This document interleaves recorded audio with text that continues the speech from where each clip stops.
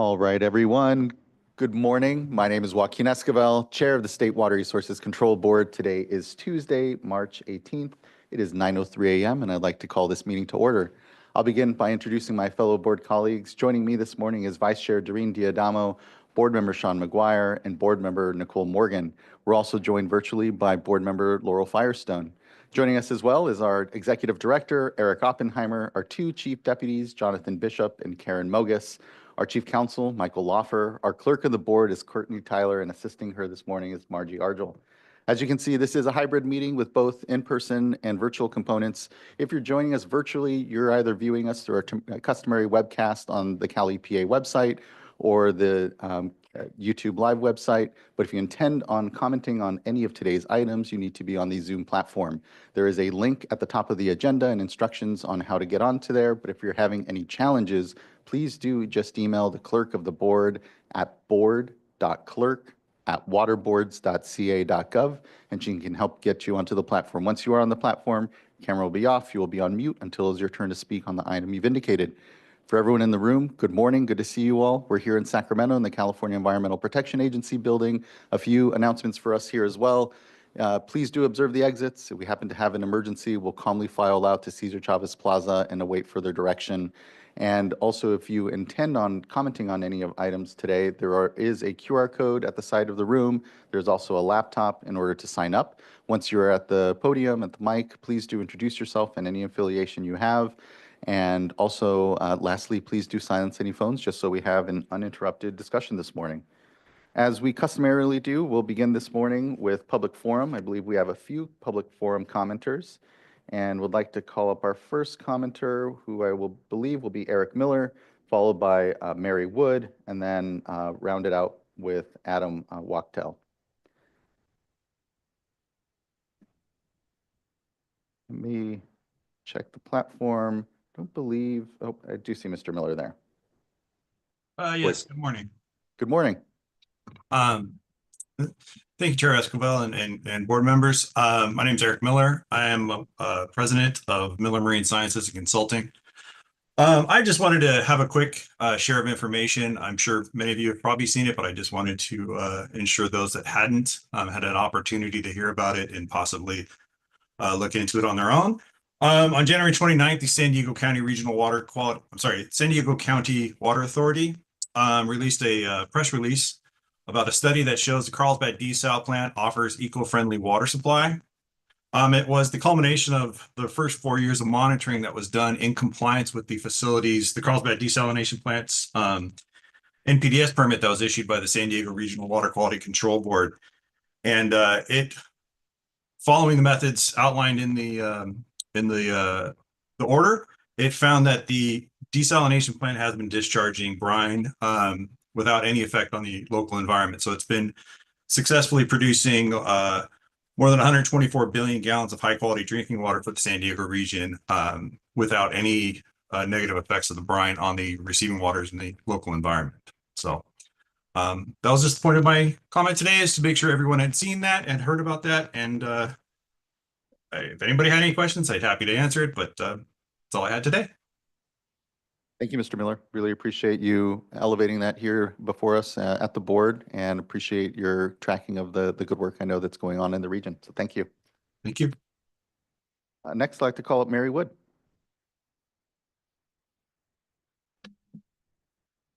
Is this work? Yeah, it is. Hello, my name is Mary Wood, and I'd like to express my appreciation to the board, executive staff, and Clerk Courtney Tyler for giving me and countless other Californians the opportunity to bring awareness to the disparities in the regulations of water system within the state of California. I received some personally devastating news regarding my legal dispute, and they have said the contract is conscionable. My feelings are it's because water legalities are not understood by judges. So consequently, the contract is legal. I feel that if it was an easy fix, like they said, water structures are supposed to be like this. Your commercial property, Prop 218, it does apply to yours, or it should in a form apply to yours. These things are impossible to explain to the judicial system when I have all these experts who could help me, but none do. I jumped back into action, though, after I received the news, and I actually, in desperation, reached out to the legislature, and I've already had some immediate interest. So I want to let you know, as I've been here multiple times, and you're aware of the difficulties with these unsustainable systems, that I didn't know where to go. And then my daughter said, how about this quote? And it's from Milton Friedman. One of the great mistakes is to judge policies and programs by their intentions rather than their results. So few words, yet so true and incredibly impactful.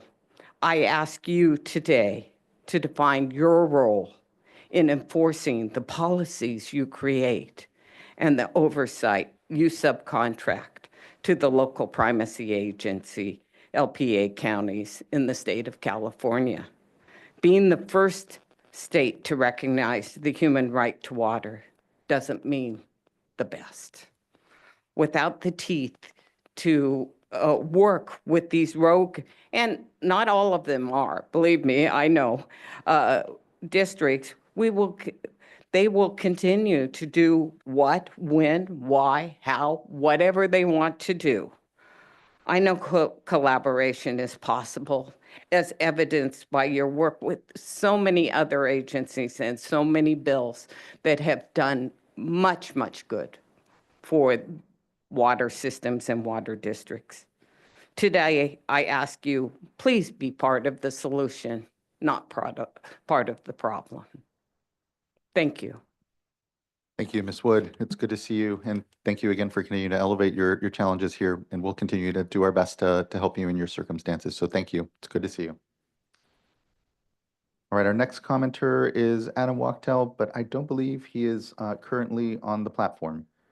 So believe that wraps up then public forum this morning. Again, appreciate everyone who's addressed the board on items not pending before the board and elevating them to the interest here of the full board. That now brings us to our first item of board business, which is consideration of the board meeting minutes from the March 4th board meeting. And looking to my fellow board colleagues, if there's any adjustment or otherwise a motion. I'll move to adopt the March 4th minutes. I'll second.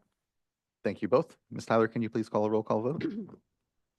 Excuse me, Board Member McGuire, Aye. Board Member Morgan, Aye. Board Member Firestone, Aye. Vice Chair Diadamo, Aye. and Chair Escobar. Aye. Thank you. Thank you as well. Board meeting minutes are adopted. And that brings us to item number 2, which is an uncontested item. Looking to see it's still uncontested. And I want to first thank everyone for the great work on the item. But if there isn't any need for further discussion, or if any board members would like to pull it for discussion, then we are, I think, ready for a motion. Move to adopt item 2. I'll second. Thank you both. Ms. Tyler, can you please call a roll call vote? Board Member McGuire, Aye. Board Member Morgan, Aye. Board Member Firestone, Aye. Vice Chair Diadamo, Aye. and Chair Escobar. Aye. Thank you. Thank you. The item is adopted. And again, appreciate everyone's great work on it. That now brings us then to item number 3, which is here a public hearing. And I'd like to welcome everyone to this public hearing to receive oral comments on the draft Clean Water Act Section 303D list of impaired waters for the 2026 California Integrated Report. This hearing is being held in accordance with the public notice dated January 2nd, 2025. The State Water Board will not take formal action today. Your comments are being recorded, and staff will prepare and circulate a written response to both the oral comments that we received today and the written comments that we receive on or before April 2nd. We will have a presentation by Anna Marie Sines, followed by public comments. Give a moment for folks to get settled in. Good to see you, Anna Marie. Good to see you also. Thank you.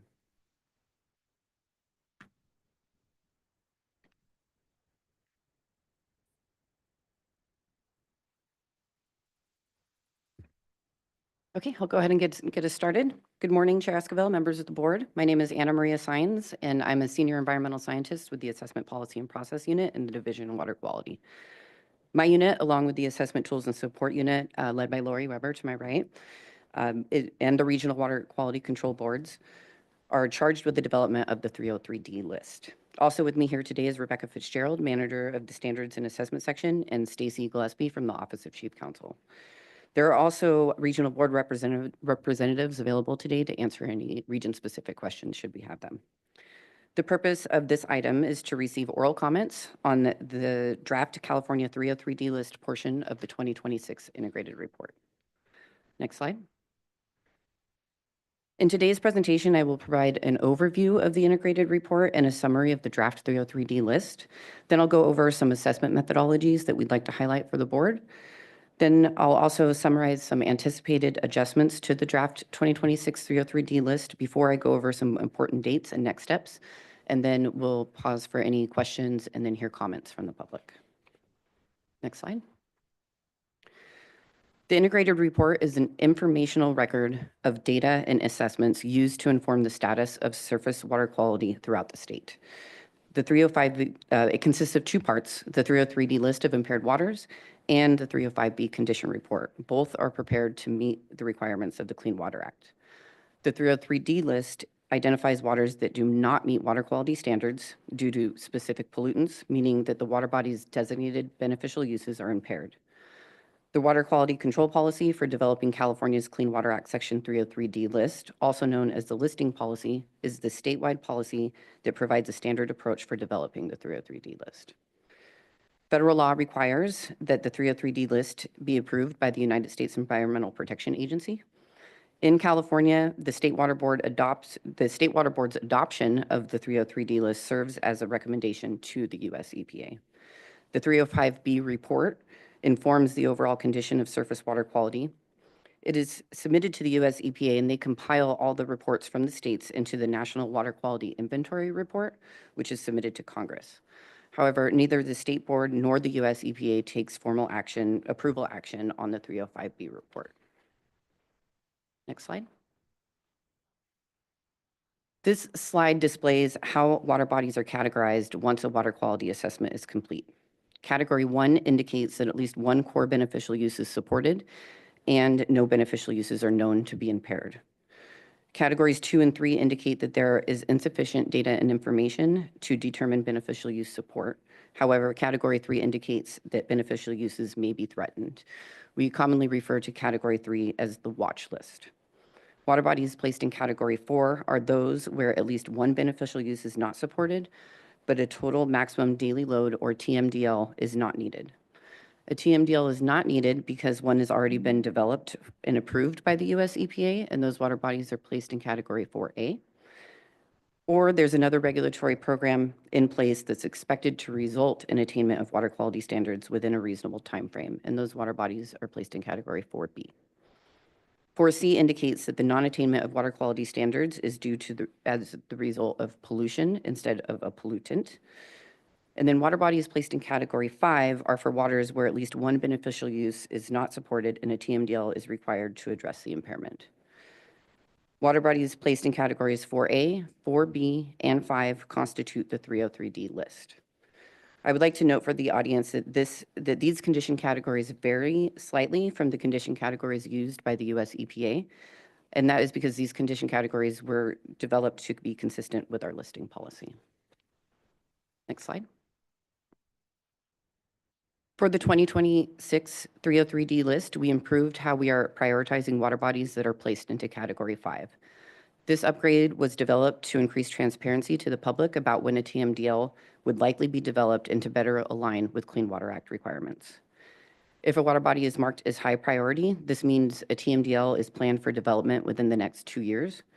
If it's marked as medium priority, a TMDL is planned for development within 2 to 10 years. A water body could be marked as low priority for several different reasons. One, a TMDL is not planned for development over 10 years, or there may be another project plan to address the impairment that is not a TMDL, such as a 4B plan or an advanced restoration plan. or a project to reassess the appropriateness of a water quality standard. It's important to note here that low priority does not mean that the impairment is unimportant. Rather, we are communicating how existing staff resources are currently being allocated to address impairments. Regional board staff who specialize in TMDLs, basin planning, and the integrated report assign these TMDL priority rankings, and regional boards may adjust these rankings each cycle as needed. Next slide. Next, I want to talk about some different ways that the 303D list can be used. The 303D list is an informational document that identifies waters that do not support beneficial uses or attain water quality standards. The 303D list does not by itself directly establish regulatory requirements. The most common and traditional use of the 303D list is that it is used to prioritize the development of TMDLs or other regulatory programs to address impairments, as I just described. However, it is also used in other ways, such as a mechanism to consider standards actions. For example, it may trigger the review of an objective that is overly restrictive or not restrictive enough to protect beneficial uses. Also, it could be used to prioritize and target additional ambient monitoring. For example, if a water body is placed in Category 3, indicating that there is insufficient data and information to determine beneficial use attainment, additional ambient monitoring may be needed to apply a more comprehensive assessment of the water quality conditions. In addition, the listing and the data used to support a listing may be used to inform permit development and requirements. This may include evaluating whether effluent limitations are appropriate. However, the water boards cannot use the fact of a listing to conclude that there is no assimilative capacity for a listed pollutant in a water body. Assimilative capacity determinations are made during the development of TMDLs. The fact of a listing and its data may be used to inform permit monitoring and source analysis study requirements. Although the 303D list is an informational document, we have heard concerns from interested parties that a new 303D listing triggers requirements in existing permits. Integrated report staff are in the preliminary stages of researching different types of permits so that we can better understand how the 303D list is used. Originally, it was our goal to provide you with a couple of examples for you to hear today. However, we wanted to make sure that we are coordinating appropriately with our partners in permitting programs and before we present findings. Our goal is to finish this research and update the board and our staff report with our findings prior to consideration of the proposed final 2026 integrated report. Next slide. Next, I'd like to discuss some other ways the integrated report is used or is planned to be used. Currently, we are working to achieve the performance indicators outlined in the Water Board's Racial Equity Action Plan. Specifically, we aim to identify impaired waters in Black, Indigenous, and people of color, or BIPOC, and disadvantaged communities. California Office of Environmental Health Hazard Assessments Office, OEHA, utilizes data from the integrated report to calculate pollutant impairments at the census tract level as part of the Calaviro screen analysis. We are collaborating with OEHA to align our calculations using the 2024 California Integrated Report as the foundation. Once the process is set, we will begin analyzing the data to identify patterns and summarize existing and newly identified pollutant impairments in BIPOC and disadvantaged communities. We will also look to see if there are data gaps due to lack of water quality monitoring for these communities. We will present our findings using summary statistics and an interactive mapping tool that's updated with each integrated report. The mapping tool will allow users to locate integrated report assessments, pollutant impairments by census tract, and BIPOC and disadvantaged community GIS layers. We are also working to develop lines of communication and strengthen relationships with our tribal partners. Starting with the 2026 integrated report, program staff implemented a statewide approach for considering tribal data for the integrated report. If data was collected within the jurisdiction of a federally recognized tribal land, that data was considered but not assessed. This is because state and regional water quality standards do not apply to tribal lands, and the US EPA does not approve state-submitted assessments of data from waters in tribal lands.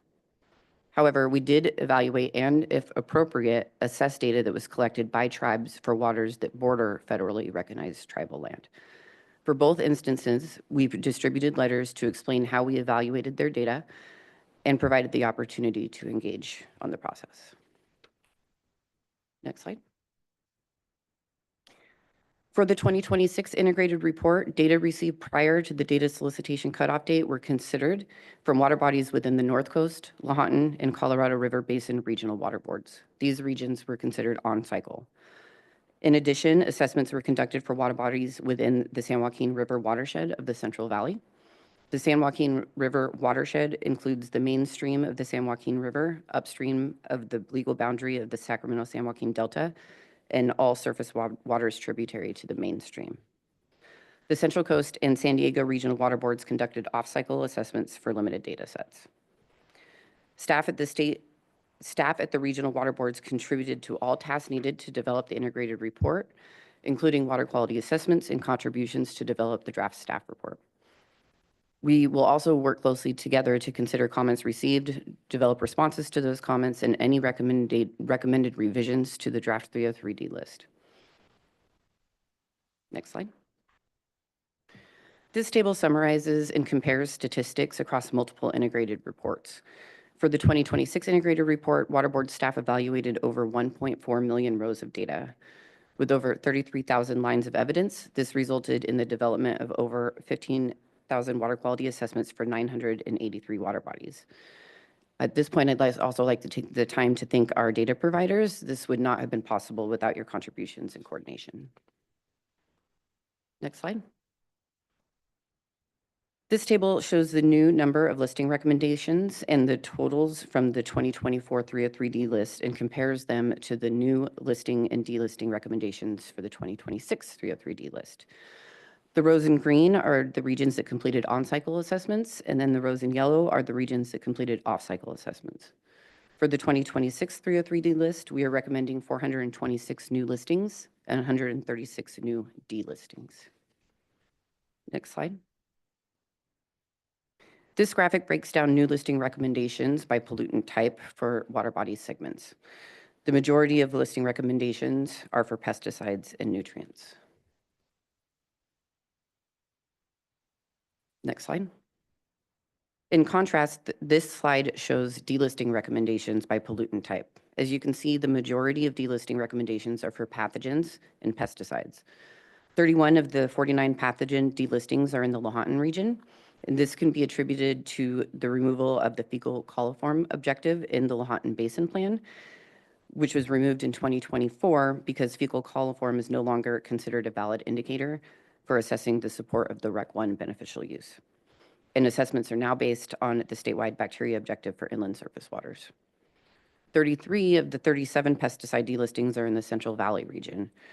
This could be attributed to actions taken through the Irrigated Lands Regulatory Program. Next slide. Next, I'd like to highlight some specific assessment methodologies, but these are just a few. We have a lot more that are outlined in our staff report for interested parties. Next slide. First, I would like to describe for you the work that we did to consider assessments that use water quality objectives that tie exceedances to a controllable factor or waste discharge.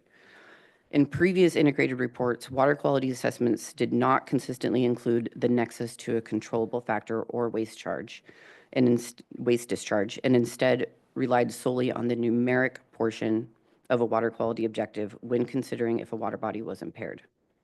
This was brought to our attention during the development of the response to comments for the 2024 integrated report. I provided a couple of examples of these water quality objectives here for you on the slide. The first example reads that pH shall not be raised above 8.6 or depressed below 7.0 as a result of a controllable water quality factor, with emphasis added. Next slide. For the 2026 integrated report, we looked at assessments that used water quality objectives with controllable factors or waste discharge language. Where data and information showed that there was an exceedance to the numeric portion of the objective, and evidence indicated that the exceedance was due to a controllable factor or a waste discharge, the water body remained or was listed on the 303D list, consistent with sections 3.1 and 3.2 of our listing policy. However, in other cases, if we were not able to determine if exceedances are the result of controllable factors or a waste discharge, and if there was no alternative applicable narrative water quality objective, the water body was placed in category 3, indicating the beneficial use may be threatened. For this effort, we took a comprehensive approach and applied this methodology for all new and previous cycle assessments for all on-cycle regions. In future cycles, we will continue to evaluate information necessary to determine if there is a nexus to controllable sources or a waste discharge and make corrections to those assessments as appropriate. Next slide. Since the release of the draft 2026 303D list on January 30th, staff have been able to take a closer look at some assessments, and we plan to update decision language in several water body fact sheets that are listed on this slide. 4 for temperature assessments in specific segments of the Sacramento River, 85 pesticide assessments throughout the Central Valley, and 1 mercury assessment in Sulphur Creek, also located in the Central Valley. The decision language in the water body fact sheet for these assessments will be updated to reflect that we recommend that the assessment would rely on a different water quality objective than we originally proposed. Updates to the decision language would not change the outcome of the water quality assessment, and we still recommend that these water bodies are placed on the 303D list. Finally, we intend to update section 4.2 of our staff report to better describe some of the complexities surrounding assessments and consider controllable factors and waste discharges across regional board basin plans. Next slide. Next, I'd like to describe work that was conducted to ensure that water quality assessments were updated to reflect evidence that commercial and sports fishing beneficial use was occurring when the beneficial use was not designated in regional board basin plans. Historically, the integrated report program assessed fish tissue data even if the water body wasn't designated with the COM beneficial use, because it was assumed that the use was occurring by virtue that fish tissue data was collected. Fish tissue data collected from these water bodies include mercury, PCBs, and other pollutants that can impact human health when consumed. If there was evidence suggesting that fishing is occurring at the water body and there was an exceedance of the pollutant, the water body was placed on the 303D list, and the water body fact sheet was updated to reflect the evidence that the beneficial use was occurring. If there was no evidence that the use was occurring at the water body, and the water body would be placed in, then the water body would be placed in category 3, indicating that the beneficial use may be threatened. Some examples of evidence used to demonstrate that the beneficial use is occurring include existing health advisories for fish consumption, or if data was collected by the Water Board's bioaccumulation monitoring program, or by other entities for the purposes of evaluating risks to human health from fish consumption. For the draft 2026 integrated report, staff evaluated 142 water body pollutant combinations for all on-cycle regions and were able to demonstrate that the COM beneficial use was occurring for all water bodies that were evaluated. Water bodies for other regions will be evaluated the next time that they are on cycle. But before I move on, it's important for me to note here that determining that the COM beneficial use is occurring for the purposes of the 303D list does not designate that water body with the beneficial use. That action would instead need to be undertaken by the regional water boards via basin plan amendment. Next slide. The final assessment methodology I would like to discuss is for benthic community effects. For the draft 2026 303D report, water body pollutant combinations were placed in category 5 when data and information demonstrated that benthic macroinvertebrate communities were degraded and there was at least one associated pollutant impairment that could affect aquatic life. The presumption is that when data show poor biology and another pollutant listing for impaired for aquatic life, that there is an association unless proven otherwise. This approach is consistent with US EPA's partial approval and partial disapproval letter for the 2024 integrated report, in which they proposed to overlist and place 44 water bodies in category 5.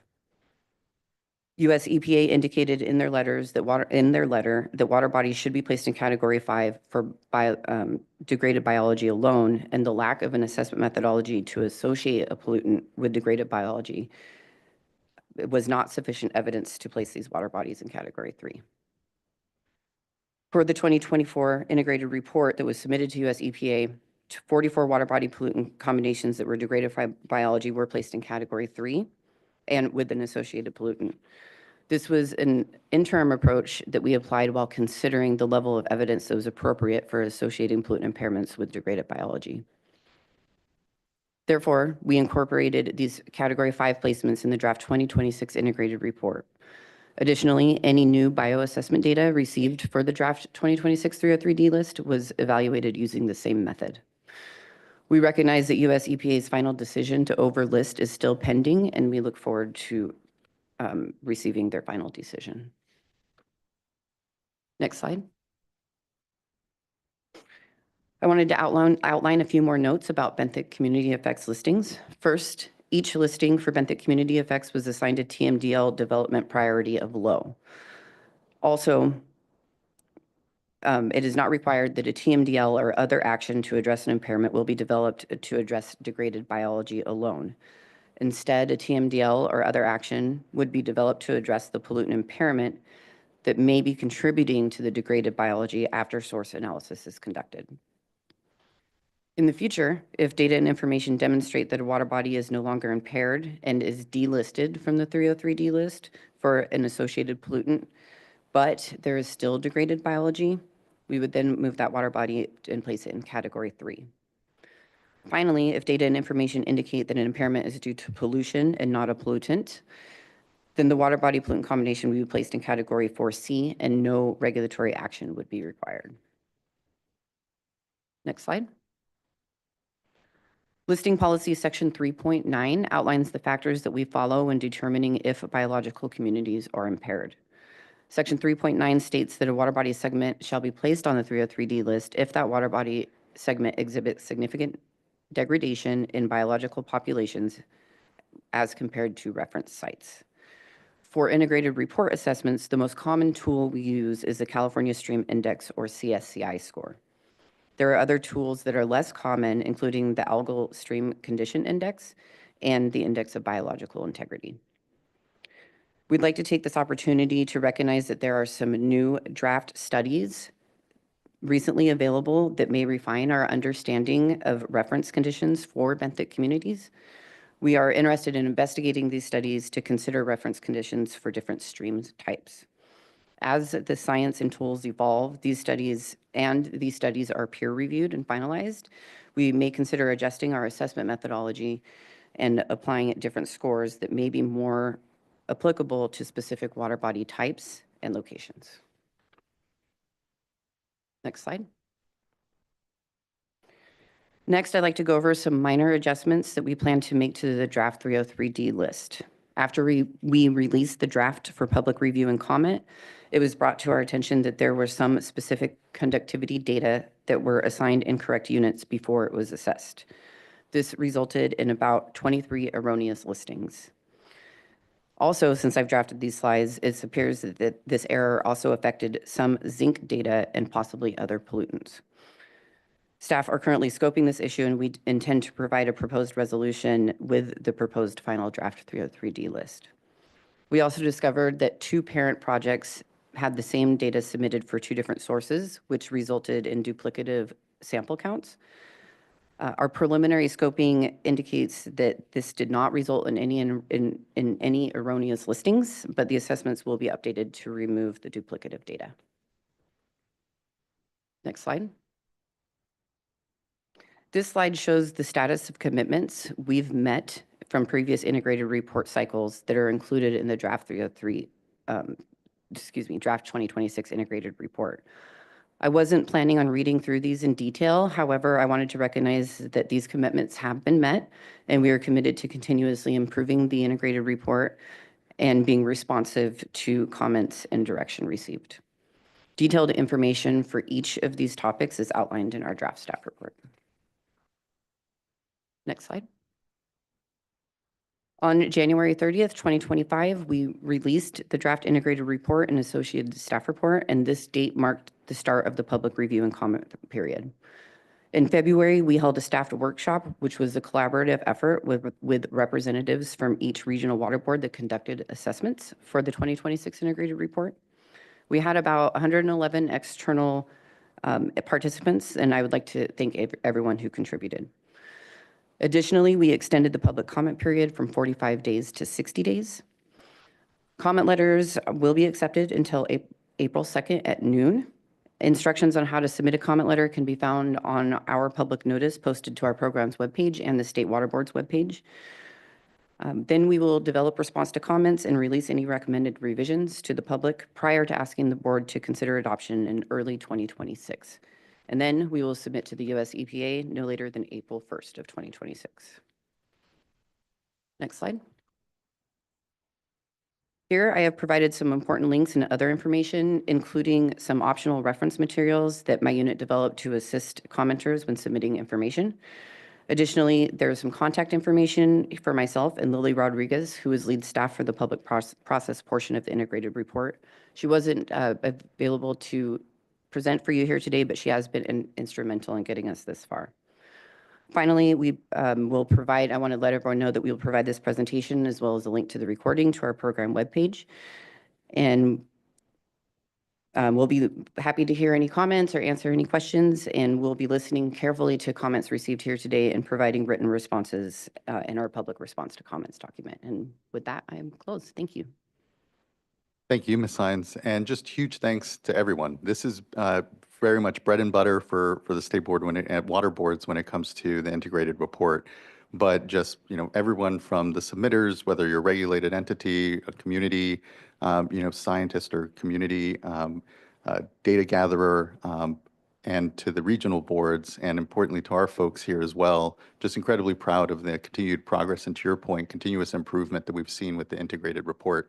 These millions of lines of data, these rows of data, the lines of evidence that are and ultimately are integrated into all of this is a huge endeavor. But just seeing the expertise and ultimately the care and craft that folks have applied to this, especially on the data science side, has been just really great to see. So just a lot of thanks to everyone in their efforts to continue to improve this tool and this report ultimately, and helping us to better assess, understand, and ultimately address the impairments and the quality of our state's waters. So I just have a lot of praise and thanks to everyone involved. It's been just incredible to see these last years, the continued improvement.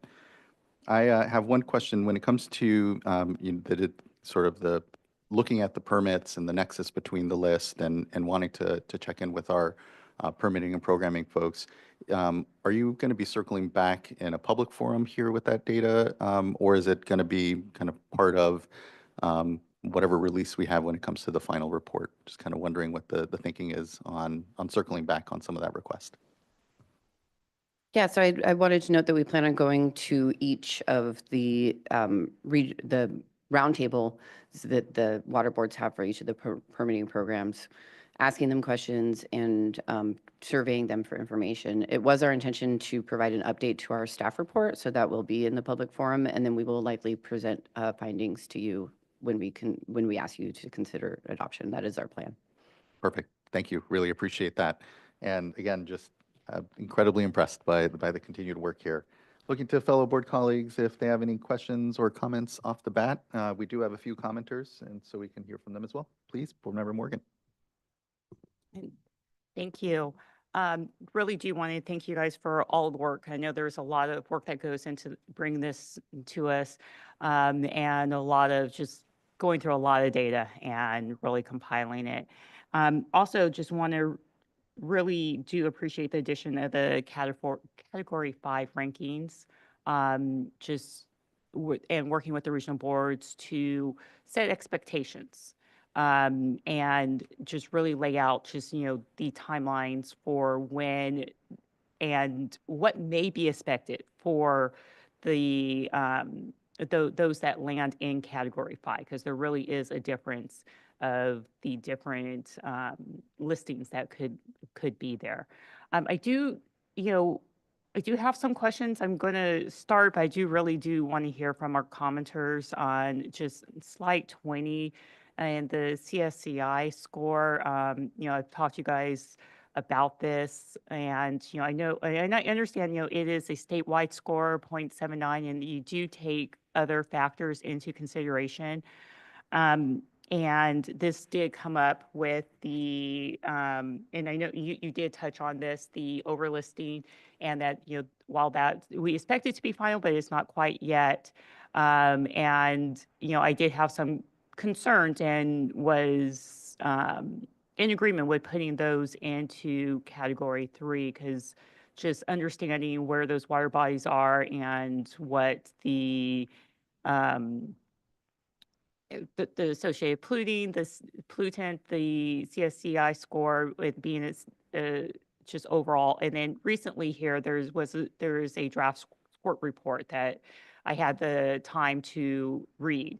It is definitely technically dense. I took my time in getting through that and reading it. It does, to me, align with some of the concerns that I was having within the Central Valley floor and with just, California. It's large. It's hard to come up with a one size fits all. And some areas, and you guys are taking in different considerations. And the score, it's draft, it's under, it's out for review.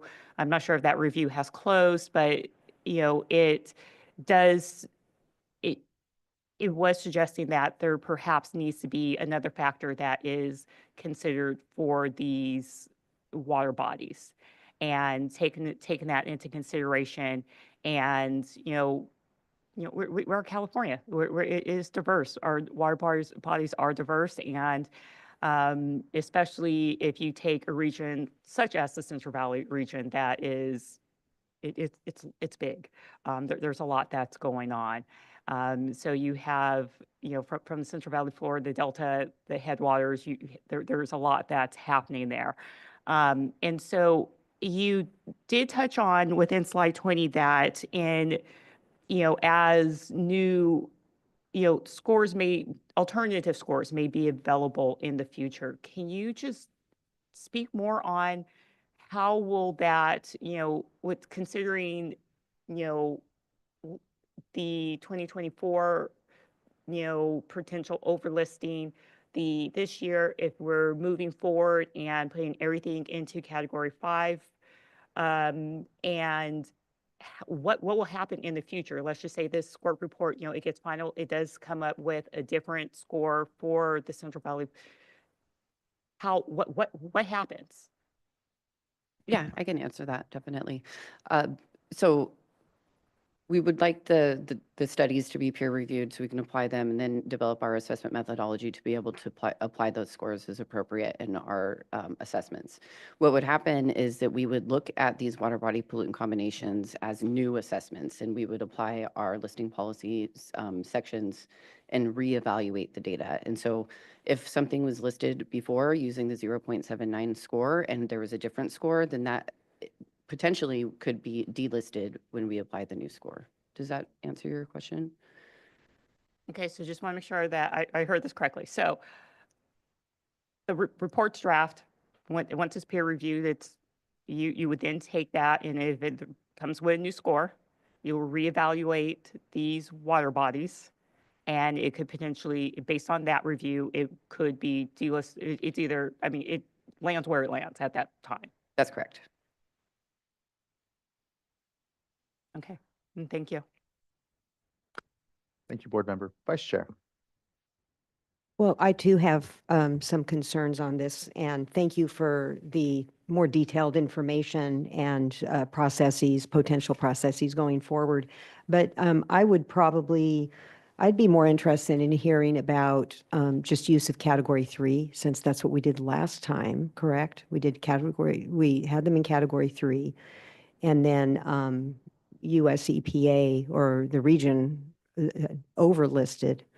And I just think we maybe should have had some additional dialogue before that occurred, and circle back around with US EPA, and maybe just keep it, like us to consider keeping it in going back to category 3 as this additional information is being developed. Thank you.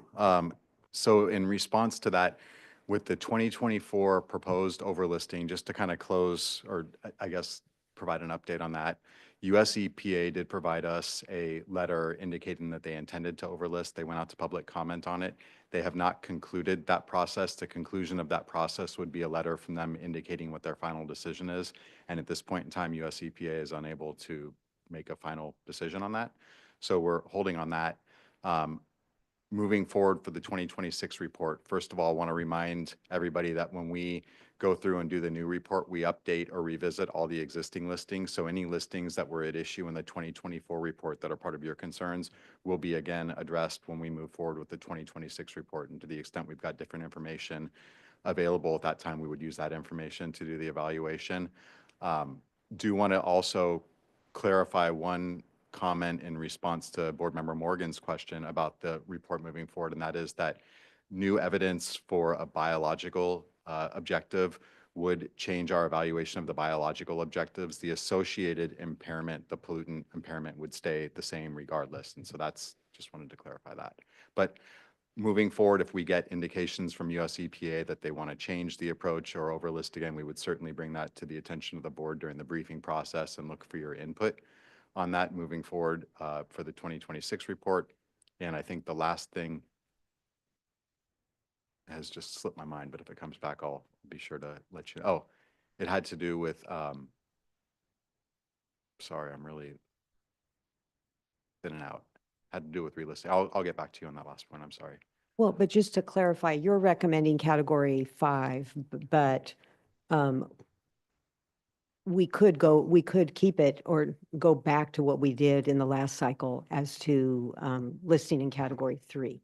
Thank you for the prompt. That's what I was trying to recall. Yeah. So previously we used category 5 for these, and in the 2024 report, in response to concerns that were raised, we did look at category 3 while we attempted to make a better description of the association between the pollutant and the biological listing. That was challenging. It did not work out for us in the last round. We got the comments from US EPA and went back to the previous approach as described in the listing policy. Our recommendation moving forward is that if category 3 is the location where we would like to put these things, we should consider that in the context of perhaps making amendments to the listing policy. And we're very happy to initiate briefings and have those discussions. Can I weigh in also?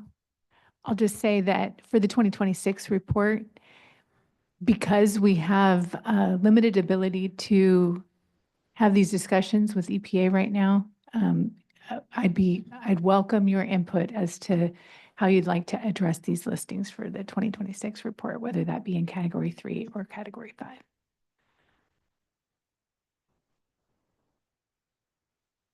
For that, thank you, Vice Chair. Board Member McGuire. Let's just keep this discussion going a little bit longer. I've been learning a lot about bugs and they're fascinating. And I think this really is an emerging and developing area. And I think it's really important for us to have a clear-eyed view of how to best address this. And what I'm hearing is that there's still research and there's still investigations underway to really figure out what's the right score to apply in given water bodies.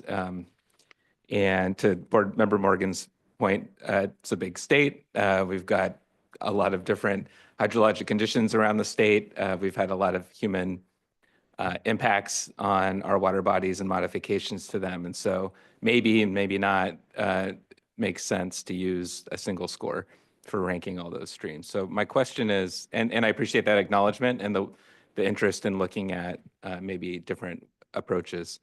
So that's always been my understanding, and it seems like yours as well. And so I was wondering if you have some sense, as we're kind of weighing our options here, right? Category 3 versus category 5, and what to do with this data set, this cycle. Do you have any sense for the timeline in terms of when you might come back with recommendations? You mentioned a peer review and a recent report that came out. What does this look like in terms of how long it might take to get some sort of sense as to whether we should make adjustments to the scoring? Well, I'll maybe see if I can help a little bit on that. I think it's not going to happen immediately, and it's probably not going to happen before we bring the 2026 report to you for consideration of adoption. Yes, we do have a pretty lovely draft of a report from SWRCB on modified channels, including CSCI data in the Central Valley floor, as well as in some non-perennial streams in the northern part of the state. We also have some data out of Region 2, the San Francisco Bay region, that I think is really interesting and worth exploring, and I think would really like to, get a really good solid peer review of, and then consider if that revises what we would consider to be a reference condition in particular. And I think it is from, where I'm sitting right now, I think it is a subset of the waters of the state that we may be looking at a different definition of reference condition than the 0.79 California Stream Condition Index score that we're using currently. And I think we probably have two different issues. I think we have the non-perennial intermittent stream types in Northern California, as then do we have enough to define reference conditions in the Central Valley floor? And I actually think those are probably two different questions to look at. And there's a lot of interest with a lot of the folks that we've been talking to about this as well. And I'd like to give that time to have those discussions. So I don't have the whole timeline sketched out, certainly, but I think it's going to take us, longer than between now and January when we bring the 2026 back. It's probably into next year, I would guess. And I just want to add to that, just to recognize that we want to make sure we're incorporating board member feedback on this. And the reason that you're hearing us stick to a schedule is, again, we've got a schedule that's been mandated for getting the report out. And so we don't have the opportunity to slow down without jeopardizing the compliance with that schedule. I appreciate that. And I do thank you for that clarification. And again, the commitment to continue to look at this. I think the low priority category 5 TMDL does provide some time and opportunity to come back and revisit this. So that's good. I think I was very comfortable also though with the category 3 listing approach in the last cycle. So I have a little bit of an open mind on that. And I am interested in better understanding the listing policy and how that's being applied in these cases. So again, that's just maybe a future conversation that we can have in terms of options that we may have there. Because this is it's a new and emerging approach, and it's a challenging one that we're all trying to figure out here. So just thank you for that input. Yeah, thank you, board member, and appreciate that we are trying to figure it out. And a more nuanced approach is definitely what I think we're all wanting to go toward, but I think it's still a matter of figuring out how best to actually implement that here within the list. Board member Firestone. Thanks. Well, I have one just clarifying question. So can you just clarify when we're putting something on the well, actually, if you go to slide 18, I think. So tell me if I'm misunderstanding, but the CSCI score, in order to go on the category 5 and actually be impaired, don't they also have to have an associated pollutant? Or is it purely the CSCI score that puts them in category 5? Can you just clarify that? Yeah, happy to do so. Our listing policy requires us that we associate in a pollutant. So what our methodology for 2026 is to place it in category 5 when there is degraded biology, a CSCI score below 0.79, and as an associated pollutant impairment. Okay, so I think that I just want to make sure that that's clear, that we aren't putting it into category 5 purely because of the CSCI score. And if it was, then if it only has the CSCI score, then in that case, it's going into category 3. Is that right? That's correct. That's our methodology for 2026. Yes. Okay. So, I guess that makes conceptually more sense to me. I totally agree, though, that this is a evolving area, and the study that board member Morgan mentioned is one that I think is definitely on point that is on everyone's mind to understand better. And then also just more generally, I think the discussion around Region 9's biological objective that we'll have in May, I think will also be really helpful and relevant to just this overall area. As Board Member McGuire mentioned, it's evolving. But I do think I think for now, it makes sense to, to have, because we're doing it with degraded biology plus an associated pollutant, to have it be in category 5 at this point. But, I think putting it in low priority recognizes that this is an evolving area. The other thing I just want to give feedback on here is, I think as this is evolving and we're thinking about it, my concern is that, as somebody that's done a lot of work in an area with a hugely degraded environment in the southern San Joaquin Valley, I wouldn't want us to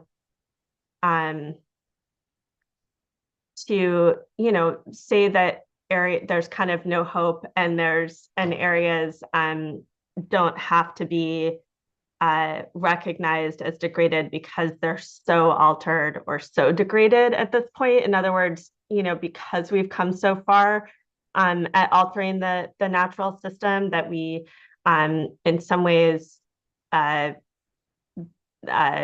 disregard it as part of our mission to restore and ultimately restore. Because I do think that is that can lead to really disparate impacts in terms of the communities that ultimately have access to healthy streams. And that said, I totally understand that that's not the intent, and what Region 5 study that SWRCB is doing around Region 5, and then trying to understand what is an appropriate reference is trying to recognize the diversity that our watersheds have, as Board Member Morgan said. But I guess I just wanted to throw that out as a, overarching consideration as we're thinking about our listing policy and how we use indexes, that we're not writing off severely degraded areas, because I do think that can have a disparate impact and isn't consistent with the the racial equity resolution, if that's the way that things go. But I think instead, what we are doing and the regions are doing is trying to figure out how to utilize the tools we have to understand what degradation means in different natural ecosystems and in the sort of diversity of our state, rather than writing off areas that are severely degraded. But yeah, so I know we want to hear from folks, and we'll hear a lot from folks, I think, in public comment. So appreciate that. Definitely, but appreciate all those points, Board Member. And for what it's worth, I'm comfortable, and I know, there's concern from folks and a desire for us to have these be in Category 3, but I'm comfortable keeping them here in Category 5 as staff has proposed right now, especially given the signals that we're getting from the region. Okay, let's hear from folks then. And our first commenter will be Bart Deemer, be followed by Karen Cowan, and then Maria DePaz.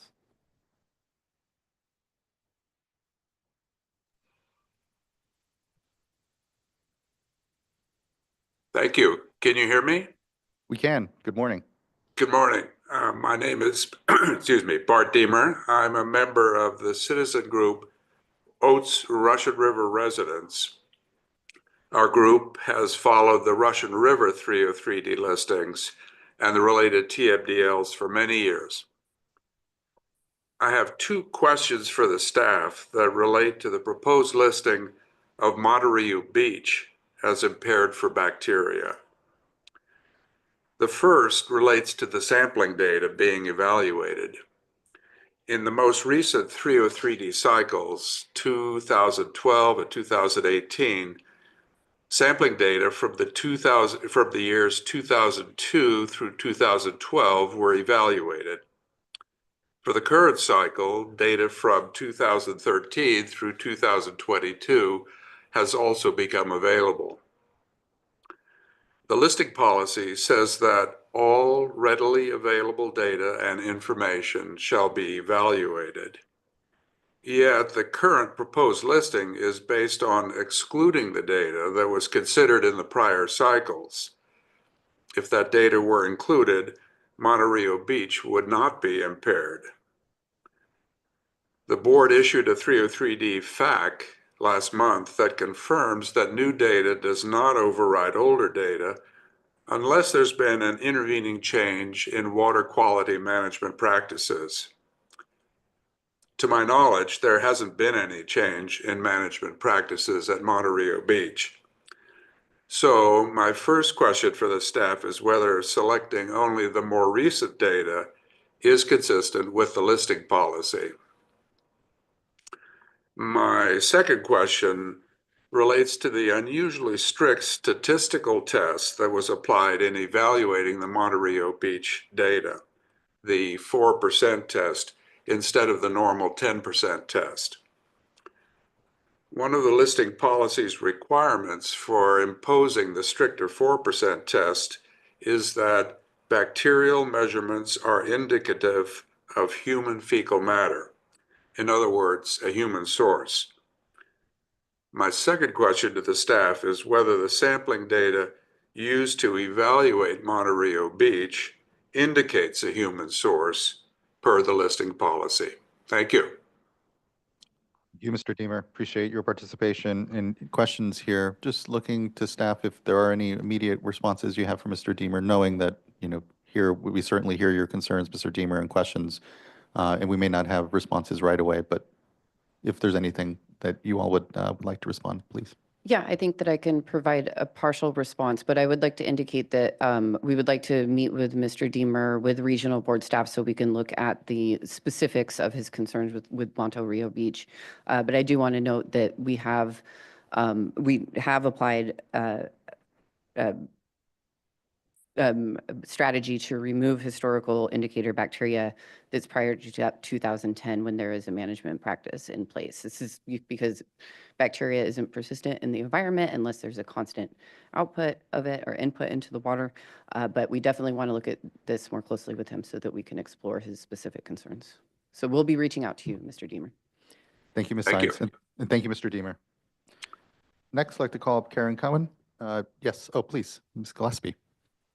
Thank you. Yes, I just wanted to add also that in the absence of a management practice that has changed, which might be the case here, we'll have to look at the particular water body assessment. But while all data and information must be evaluated, not all of it has to be used. If we provide a rationale to US EPA as to why we're not using data to make a listing determination. And in some instances, we've decided that historical data with respect to bacteria is so old and not helpful when we have a plethora of current data that we can rely upon. Appreciate that, Ms. Gillespie. And thank you again, Mr. Deemer. Next, I'd like to call up Karen Cohen, be followed by Maria DePaz, and then Thomas Grove-Hogue. Am I on? There we are. Good morning, Chair Esquivel, members of the board. I'm Karen Cowan, the Executive Director of the California Stormwater Quality Association. You prepped my comments pretty well in your discussion before we got to public comments related to the benthic community effects. So before I do that, I do also want to note for staff that we have a call out for all of our members if they have specific listings they want to look at, so we can give you very specific information. I don't think we have anything yet, but we will keep looking, and if we have stuff, we'll make sure we bring it to you specifically. So on the benthic community effects, I think I'll start with the 2024 list, right? So we went through that process. You all had a very public process, and as a state, made a deliberative decision on how you wanted to handle the benthic community effects listings. And now we're kind of in this state of limbo with a perhaps less robust public process on the federal side.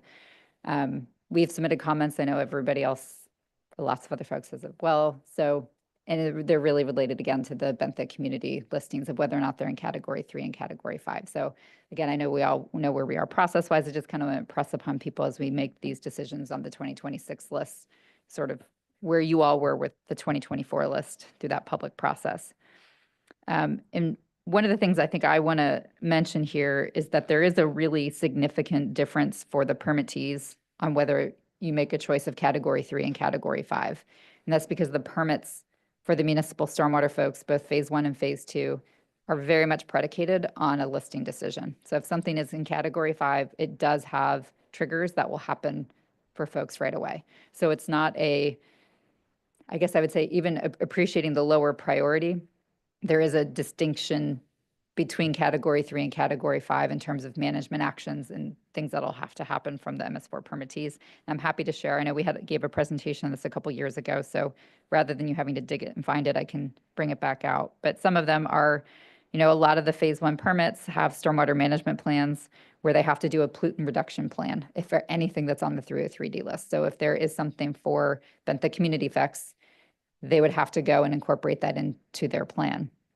There are other permit requirements, the illicit discharge detection and elimination for inspection frequencies and prioritizations, planning and land development that identifies required BMPs for implementation, construction, doing inventories and site inventories and inspections, the industrial and commercial section of the permits for inventories, existing development, same thing on inventories, and the monitoring program as well.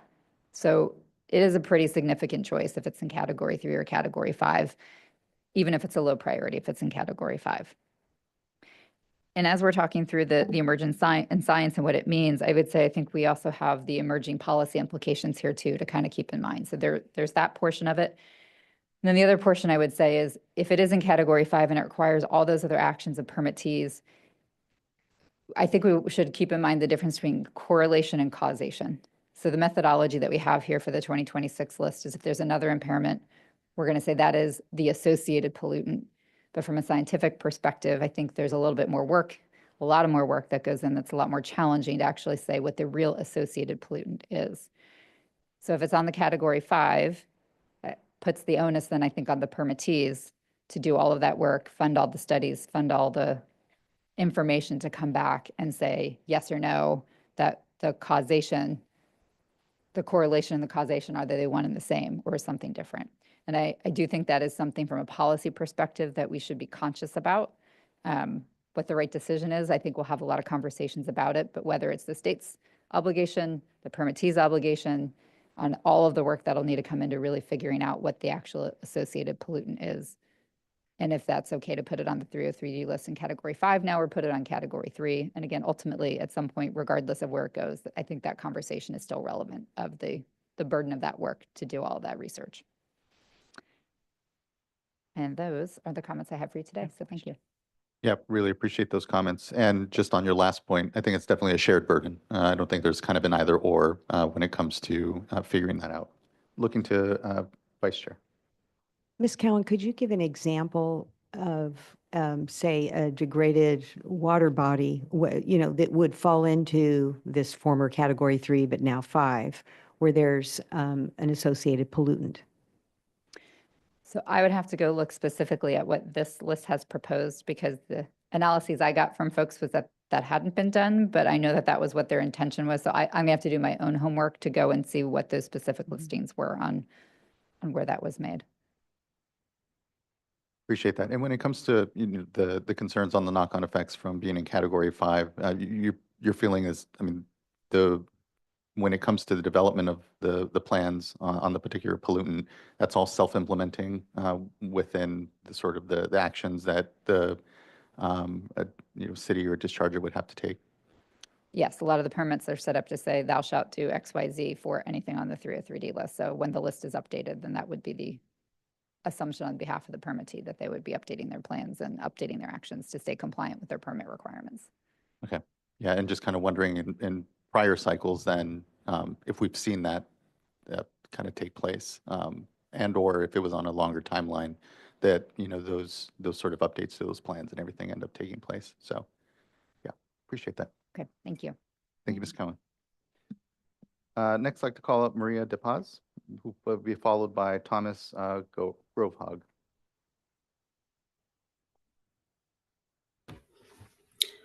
Hi, good morning. Good morning, Chair Esquivel and members of the board. My name is Maria De Paz, and I'm speaking on behalf of the LADWP, or Los Angeles Department of Water and Power. LADWP would like to thank the board for the opportunity to provide comments on the draft 303D list for the 2026 California Integrated Report and draft staff report. LADWP is committed to environmental stewardship and supports the goals of the Clean Water Act. LADWP commends the Water Board staff for the huge undertaking to process the large amount of data used to develop the 2026 draft 303D list and associated supporting documents that were posted for review. LADWP manages and monitors many water bodies within the Mono and Owens basins to ensure water quality for the LA Aqueduct, and therefore has an interest in the 2026 draft 303D list. LADWP appreciates and thanks the Lahontan Regional Water Quality Control Board for assisting LADWP with delisting copper for Haywee Reservoir. Additionally, LADWP supports the delisting for indicator bacteria for the Mono and Owens basins and the delisting for nitrogen and phosphorus for Crowley Lake. LADWP will be preparing a comment letter to be submitted by the April 2nd deadline. Thank you for the opportunity to provide comments here today. Thank you, Ms. De Paz. Really appreciate your comments, continued engagement here on this project. Thank you, thank you. Thank you. Next, I'd like to call up Thomas Grovehog.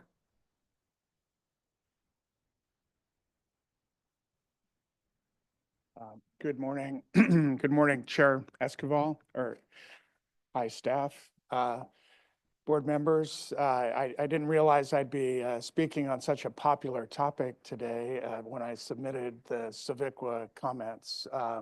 We do have a PowerPoint that we've prepared, so I'll use that as I give comments today. My focus is on the benthic community question. SWRCB, as we have in past years, will also be providing a written comment letter on other aspects of the proposed list. So you'll be seeing that by the April 2nd deadline. But so next slide, please. SWRCB has been engaged on the question of the benthic community assessments as part of what started as a nutrient policy probably 20 plus years ago and then got combined.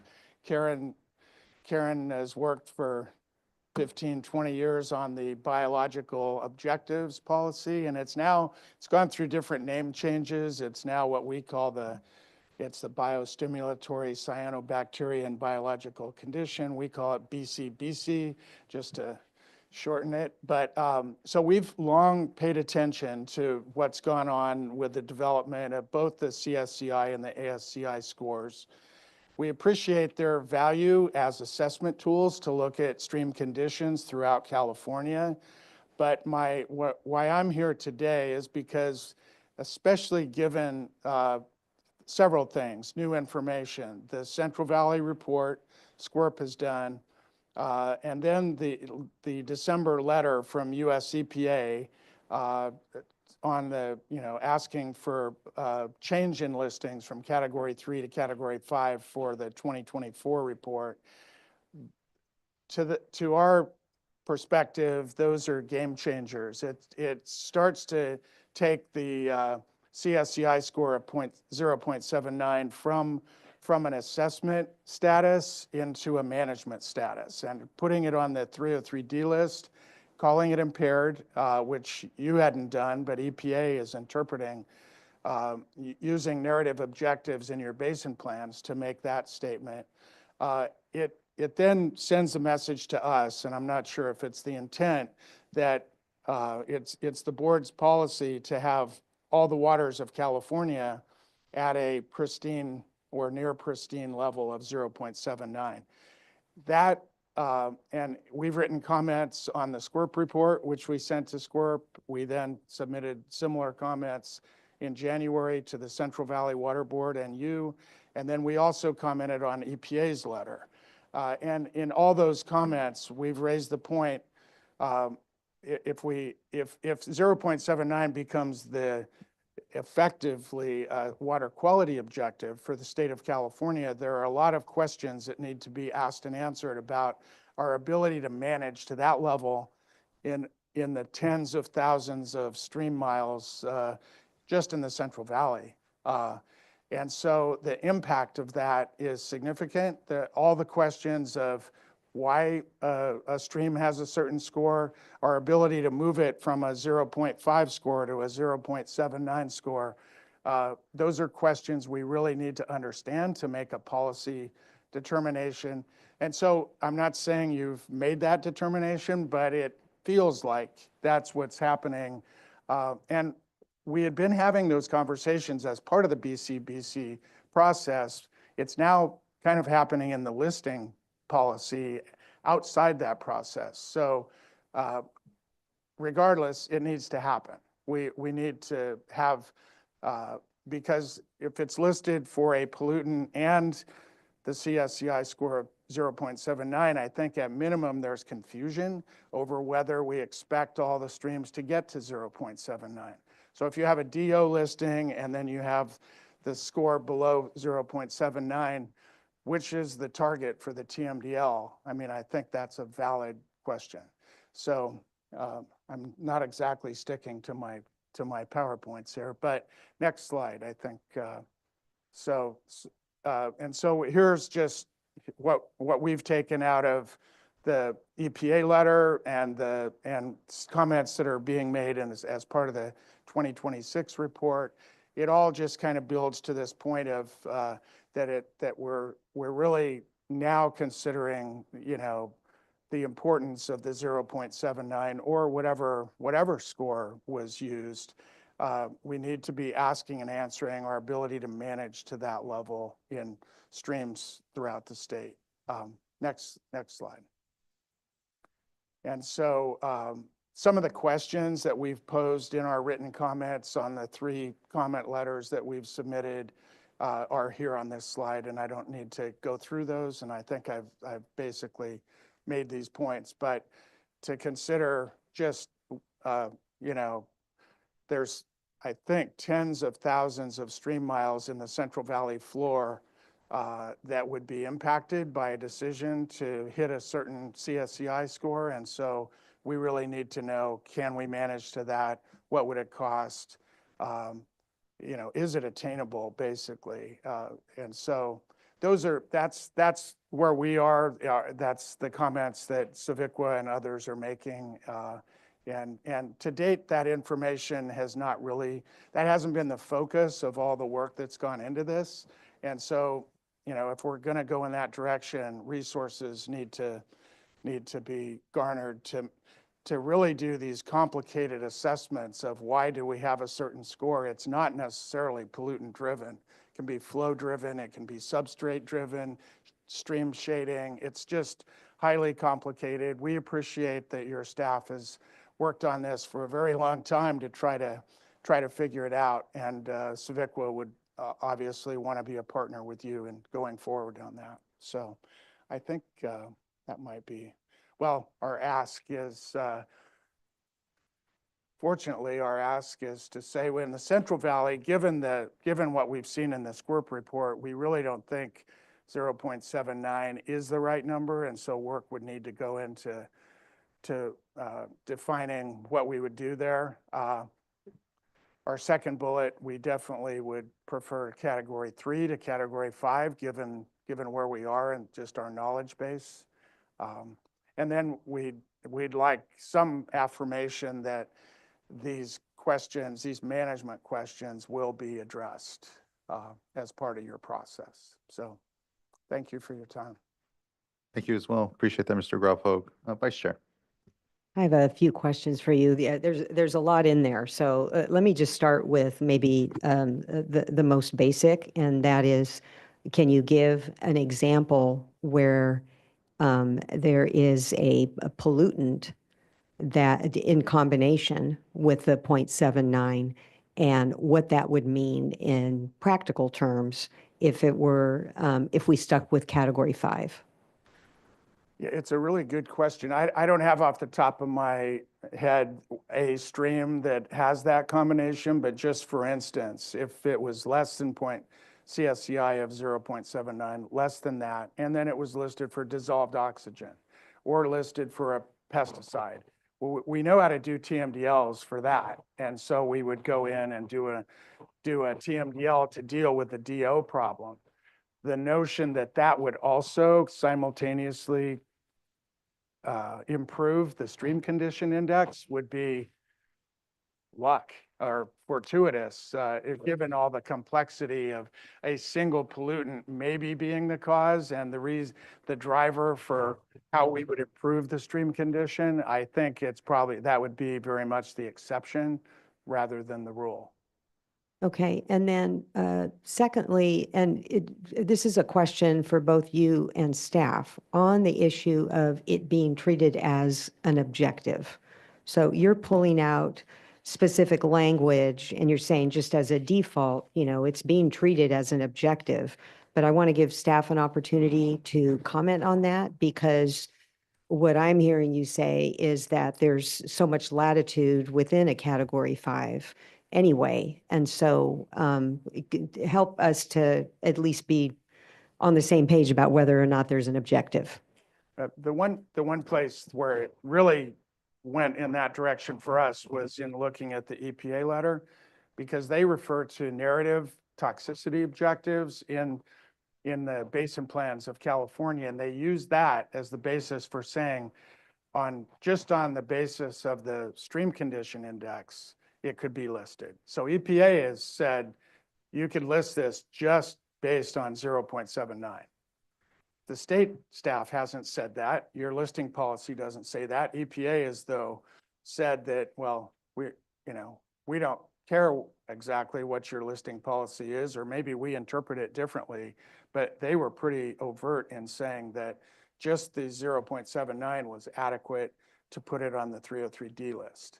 That gets all of our attention in the regulated community, because that now is there, that becomes the objective, it seems to us. I defer to staff on that. Well, let me see if I can add a little bit, and I wouldn't be surprised, Stacy, if you would like to add a little bit as well.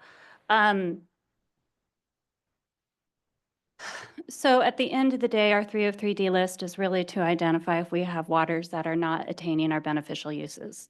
So I'm wondering, and this is, okay, I'm not going to go too far out and trying to interpret exactly where EPA is, but that could be why they're really looking at, okay, if there is a indicator that our biology is impacted, that then could be an impact to our aquatic life beneficial uses. Within our world of applying the listing policy, what we are doing with looking at the bugs, looking at the CSCI score, is to see if it is giving us evidence that the water body exhibits significant degradation in that benthic community population as compared to reference sites. So I will also recognize this is something that I've wrapped my own head around within the last couple of months. I was really kind of thinking about our narrative toxicity objective of no toxics in amounts that are deleterious, no toxics in toxics amounts, and using our CSCI as an evaluation guideline of giving us a number. But that's not actually what we're doing here in the case of the integrated report. We are looking at the benthic community, the bugs, and whether or not that indicates that there's significant degradation compared to reference. So really this, I think a lot of this conversation is coming around to how do we define what is reference conditions? And that's, and this is also applying our listing policy, which, that's our job here when we're developing the list, is to put that into practice. I think I'll add that with respect to the concern that we're treating the CSCI 0.79 score as a water quality objective, it is a valid concern. It is one that we hear often when we are interpreting narrative water quality objectives. And pursuant to our listing policy, we are to select numeric evaluation guidelines to translate those narrative objectives so that we can assess. And we've heard the same concern in that realm, that the evaluation guidelines are in essence water quality objectives that have not been duly adopted by the State Water Board. It is true, however, that we are supposed to evaluate the narrative objective just as we are poor biology, and we turn to evaluation guidelines that are peer-reviewed and relevant to beneficial use support. And I think that importantly, we need to keep in mind that a water quality objective, a different water quality objective, or a numeric objective could be adopted by the region that, if it were to be done, would govern. And so we're not bound by the evaluation guideline that we're using just for assessment purposes. The second point that commenter made that is pretty important here is that US EPA, in their comment letter during the 2024 report, and then also the partial disapproval letter, they assert and hearken back to their guidance that the pollutant causing the poor biology is not needed to list. And they take a position very different than we take. We follow the listing policy. And so regardless as to EPA's position, we are bound by our water quality control policy. That does require an associated pollutant. The FED that supported the development of the listing policy, it rejected listing for poor biology alone. And it said that it concluded that if there's an associated pollutant, we have the reasonable assurance that the poor biology is likely or possibly due to a pollutant. And so that was the approach that the listing policy adopted, was to ensure there's an associated pollutant. Again, that's not EPA's point of view. So with respect to the water bodies at issue that we're contemplating being placed in Category 5, we are continuing, and subject to change and subject to ongoing conversation, we are limiting our evaluation to what the listing policy directs, and that's that there's an associated pollutant. Okay, so it seems that, well, we're going to be working on this for a while, it seems, but earlier I said that I would, maybe be open to looking at a Category 3, going back to Category 3, and this is all very nuanced. So it seems that if we as a, collectively as a board decide to keep it in 5, there needs to be some work here on the communication. And we probably should have responded when US EPA issued its letter. We should have responded within the comment period to say, we have a different view, and this is what we're doing. We're following our listing policy. So just putting it out there, we've got a new administration and there's going to be a new regional administrator. So maybe there's an opportunity to communicate in some way, as you have here on your last bullet. I will also add, while that communication is essential, of course, EPA does have the prerogative to change the list, notwithstanding the approach the State Water Board takes in following its listing policy, because ultimately EPA, it's within EPA's authority to do so. So that is why we are looking at incorporating the 44 water bodies on Category 5 is essentially when the decision is final, it becomes final for California's list. Yeah, I appreciate those points, Vice Chair, and agree that, communication is going to be really important here. And if, we do have differences, obviously, of opinion with the regional board staff and the EPA region generally, I think we're here to continue to conform to our listing policy. What this also brings to mind, for me at least, is that, as I understand, I think our listing policy was last, adopted in 2004, but please do correct me if we have had any changes to the listing policy since then. Very minor changes in 2015. Okay, that's helpful. Well, and may very well be that, what we are moving toward and might need is just a revisiting of the listing policy, given that, there may be a number of issues, not just even the benthic issues here, but others that may be worth trying to come in and address and continue to make clear. So, Board Member McGuire. Yes, thank you. This has been a very helpful discussion. And one thing that has to do with Karen Cowan's comment as well, but as I was thinking about what it triggers. So if a pollutant water body, if it's listed in Category 5 based on the CSCI score and an associated pollutant, when you're doing your fact finding and meeting with the regions to figure out what that then triggers in terms of monitoring or other actions, my question, I guess, would be, are those actions for the pollutant that it's associated with, or is it for the CSCI itself? Because that might make a difference. Yeah, let me take a stab at that. So there might be some CSCI related monitoring that would be required. As far as, pollutant control actions, inventory actions, those would be associated with the pollutant. Okay. So then it is an important decision, and getting clarity around, where and to what degree these requirements or expectations might be set is going to be, I think, helpful in making that call. Yeah, I'll just say that it's really important to us as well that we get a good handle about this. It's a little bit that we have started looking at things. It's definitely, there's a variety of approaches and the variety of permits that are out there. So there's not, consistency across how the 303D list is used. In some instances, it's listings from the 2010 list. In some instances, it's when there is a new list. So that's why we didn't want to kind of get too far ahead of ourselves in sharing what we have seen thus far. I want to really talk with all the experts who are actually writing and implementing those permits. And if I may, I also just want to speak a little bit to the question about, well, what do we do about a listing? And it is, I just want to thank you for the opportunity to maybe look at how we could do causal assessments together.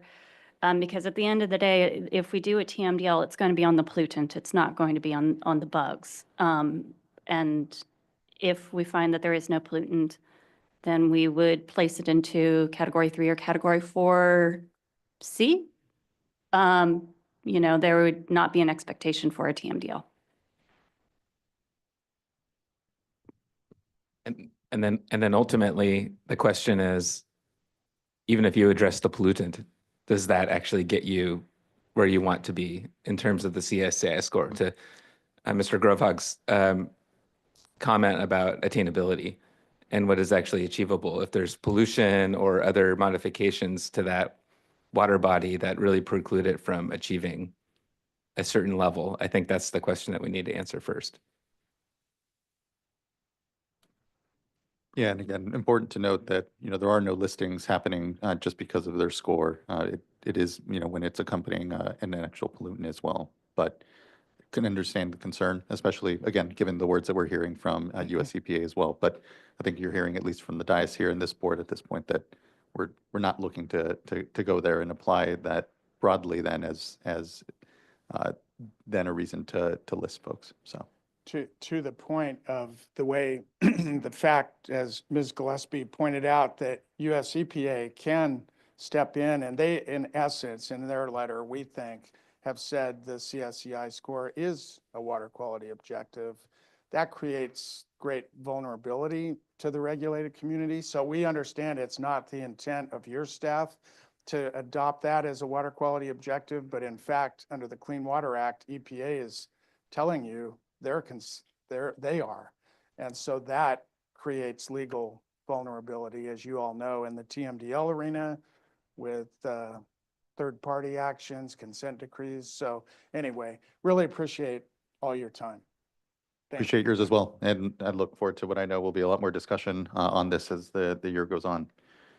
All right, next I'd like to call up Jared Voskuhl, and I believe our last commenter here will be Tess Dunham.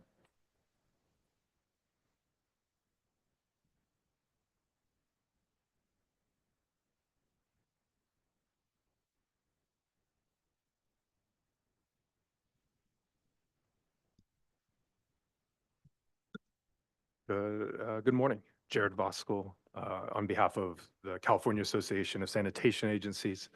CASA represents over 135 agencies that provide wastewater collection, treatment, recycling, and resource recovery across the state. Feel a little bit surrounded today, seeing all the staff here behind us, staff here in front of us, and management over here. Several items I want to comment on today, but just first, we want to kind of align ourselves with the concerns from CASQA and Civicwa that you've heard. So we want to, just reference the process that if USEPA didn't like it last time, we would recommend not putting it in the 2026 report because of that legal liability, and have USEPA again tell you to do it. We feel like that's a better position for the comments that were raised in the decision process that was made last time by the board in 2024. Over the last 5 years, there's been a lot of activity on the 303D report, and we've engaged with staff kind of off cycle because a lot of it was our need to increase our understanding of how these decisions were being made. Those discussions were really productive, helpful. So we want to thank staff for that time. I think kind of the ball's in our court. They provided us kind of their evaluation guidelines and the thresholds. And so it's on us now to kind of review those and continue asking questions. But talking to members beyond kind of the benefit communities, other than some individual listings, which, they'll directly comment on, it seemed like this is getting in a lot better of a place from a process that we were understanding, and appreciative of that kind of ongoing effort and doing it off cycle. And so, kind of with the time I do have today, I want to talk a little bit about coastal. And you heard a lot about benthic communities, ocean acidifications in the report. It's been in here a couple times. And so this is one that's emerging. And so I just kind of thought maybe as you're thinking about this, give you some information to help you and kind of inform what staff will be thinking about as well, because it's such an emerging science. And that's one of the things I feel like has been a theme of today's conversation, is an emerging science. And when does that emerging science become defensible? And with US EPA, they require you to have a quality assurance plan, right, a QAP, because ultimately they know that science has to be so defensible because it's going to be litigated in court. And so kind of from that background, as we're starting here at the root of ocean acidification, there's talk in the staff report about a aragonite saturation threshold of 1.4. That's a biological indicator, and it's showing an impact of seawater chemistry changes. Those seawater chemistry changes, the premises, that's carbon dioxide, right? That's greenhouse gases. That's what's causing ocean acidification. And so when you're kind of thinking about different categorizations that are available, that 4C pollution one seems somewhat maybe of interest because they're the non-attainment of a water quality standards, the result of pollution and not caused by a pollutant.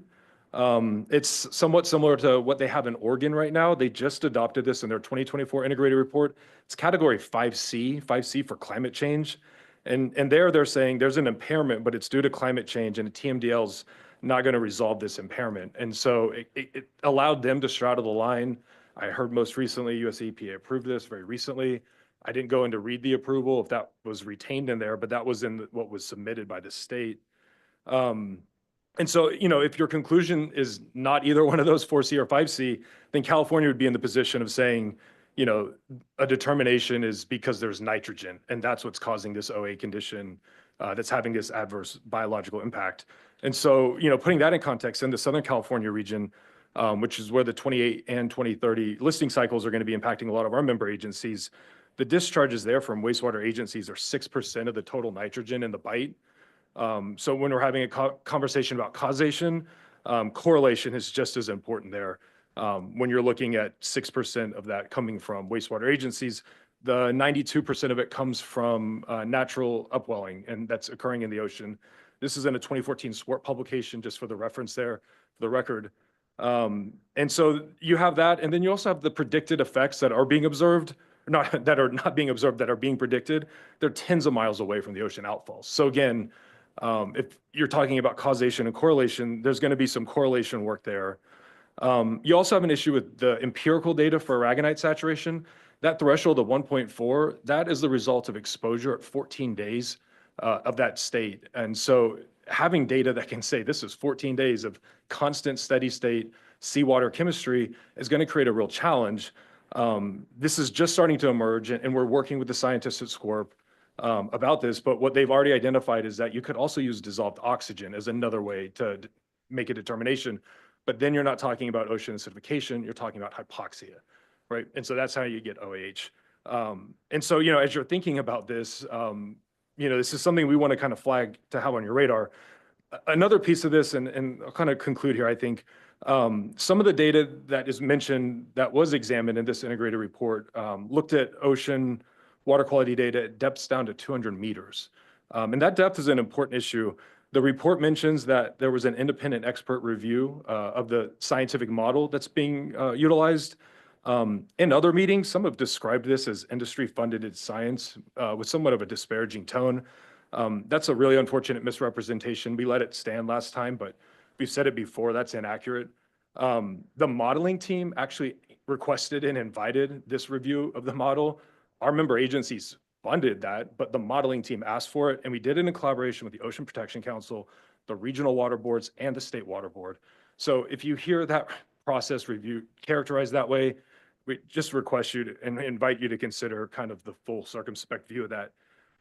But what that independent review, found with regard to this depth issue was they encouraged sensitivity analyses. And they said, look, there's concerns raised with light. The model treats light at the surface as the same intensity of light 200 meters down. And if you're treating light at that intensity, that could lead to bias of outcomes and predictions, especially when you're talking about oxygen, carbon, nitrogen, and algal production. And so that's one of these recommendations that are in the report. There's a meeting in a couple weeks that are, again, collaborative effort. They're going to try to develop a prioritization framework for the recommendations that the experts provided so that they can quickly and swiftly and efficiently kind of get through that work and incorporate that guidance in there. But, as we're thinking about all this going forward, this is just one more thing on your list and what you all will have to do. And so we're, continuing to work with your team. We appreciate that collaboration and those invitations to be together on this.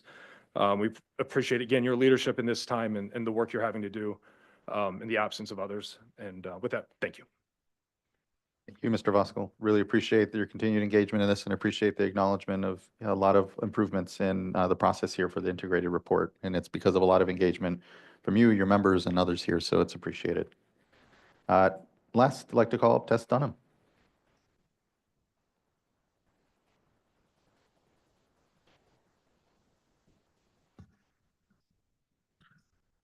You go to set it down on there. It's helpful too. Okay. Jared's a little bit taller than I am. Everybody's a little bit taller than I am, actually. Thank you, Tess Dunham with Consories and Conway. And wasn't going to speak today, but it's been such a good conversation on the benthic issue. I decided to go ahead and get up and make just a couple of additional comments, support everything that has been said by the presenters before me, and I'll try not to be repetitive. But just to provide a little bit of additional perspective from an irrigated lands program perspective, which I'll stand up here for today, how I look at this issue is such a increased conservatism with respect to making a decision to put these water bodies in a Category 5. We have a conservatism by using a 0.79, which alone, as we've talked about with respect to the 2024 SWRCB study, that's potential application of that 0.79 may not be appropriate, but we're setting it as the presumption. And that presumption is that it applies everywhere, even though we do have some evidence from SWRCB and others that it may not be appropriate. But I'm going to take it in the context of ag drains. We have ag drains throughout the Central Valley. I think that, but we're going to use a point designed to drain ag tailwater. And we're going to apply that. And if we have a pollutant that's just happens to be also present in the water, then it's going to end up in category 5 as determined as being impaired. The appropriateness of applying that 0.79, the appropriateness of then whether that pollutant is even associated with the degraded biology or not. Again, it could be flow. It could be for the fact that we have straight channels with different types of flow where we increase flow at certain types of the year, may be completely unrelated to the pollutant, but we're going to end up with a determination of impairment. That then may result and trigger increased monitoring through the irrigated lands orders. If there is a listed impairment, there are additional steps that we have to go through to determine if there's additional work monitoring, benthic macroinvertebrate monitoring, pollutant monitoring that may be associated with that determination of impairment. To me, all of this increased conservatism is a reason why you should leave it in category 3 at this point in time. And so that would be, my position is trying to get you to realize that I do believe that going to a category 3 is supportable. I think it's understanding. I know we have the draft partial disapproval from EPA. We don't know what will happen. A lot of comments were submitted on that comment. I would hate to see us jump to a category 5 based upon a draft letter, rather than, the reason why it was put on category 3 was for this reason of having this loose association with a pollutant and not knowing if the pollutant is really related or not. Why are we going to abandon that approach? It was a sound approach then. It seems like it's a sound approach now, and it avoids this determination of impairment based upon these multiple layers of conservatism. Why we're going through the process to look at the 2024 SWRCB report and the impact of a 0.79 and whether it should be a different score for different types of channels versus creating this presumption. So I know you've heard a lot about this already today, so I won't go on anymore. Thank you so much. Thank you as well, Ms. Dunham. Much appreciated. Vice Chair, I believe Ms. Dunham, Vice Chair has a couple questions for you, I think. I'm just sorry for all the questions, but this is not a good opportunity to have the discussion. Ms. Dunham, I did hear staff, however, say that, and maybe I think it was Mr. Crater, that they determined it was best to move it to 5, not just because of EPA, but because of some additional work that had been done. And so I just want to use this as an opportunity, because you're saying that in your mind, that's the reason it got shifted over to 5.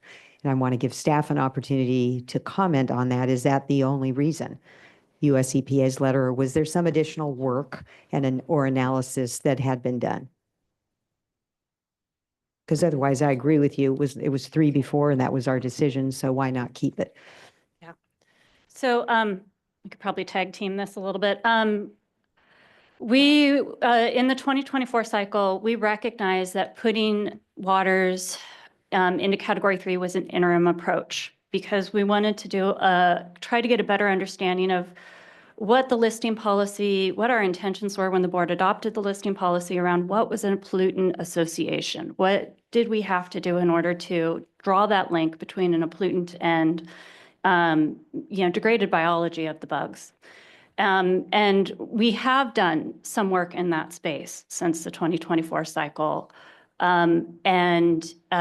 We went back, Stacy was mentioning the functionally equivalent document, which is basically the staff report that went along with the listing policy, and got some more clarity that really if there is a pollutant that can impact aquatic life uses, if the water body is listed for that pollutant and you have poor CSCI scores, poor biology, then that is enough of an association for us to then list also for poor biology. So we kind of feel like we've gotten past that sort of exploratory interim stage of that kind of helped justify the category 3 placements last cycle. Also, we kind of felt that the presumption was that when data show, we kind of are setting this up as this is the presumption that if the pollutant is in place and the biology is poor, to list for benthic community effects. And then we're also recognizing, though, that there can be other causes. And if that information is brought forth, that we would, I think that's evidence to put it into a Category 3 placement. Okay, so let's go to the ag drains. How would they do that? And we're talking about a lot of ag drains. It would be each individual drain. It would be as a group, as a class. I think I want to think about that a little bit more. I think there's definitely potential for it to be as a class. I want to think about that a little bit more, if I may.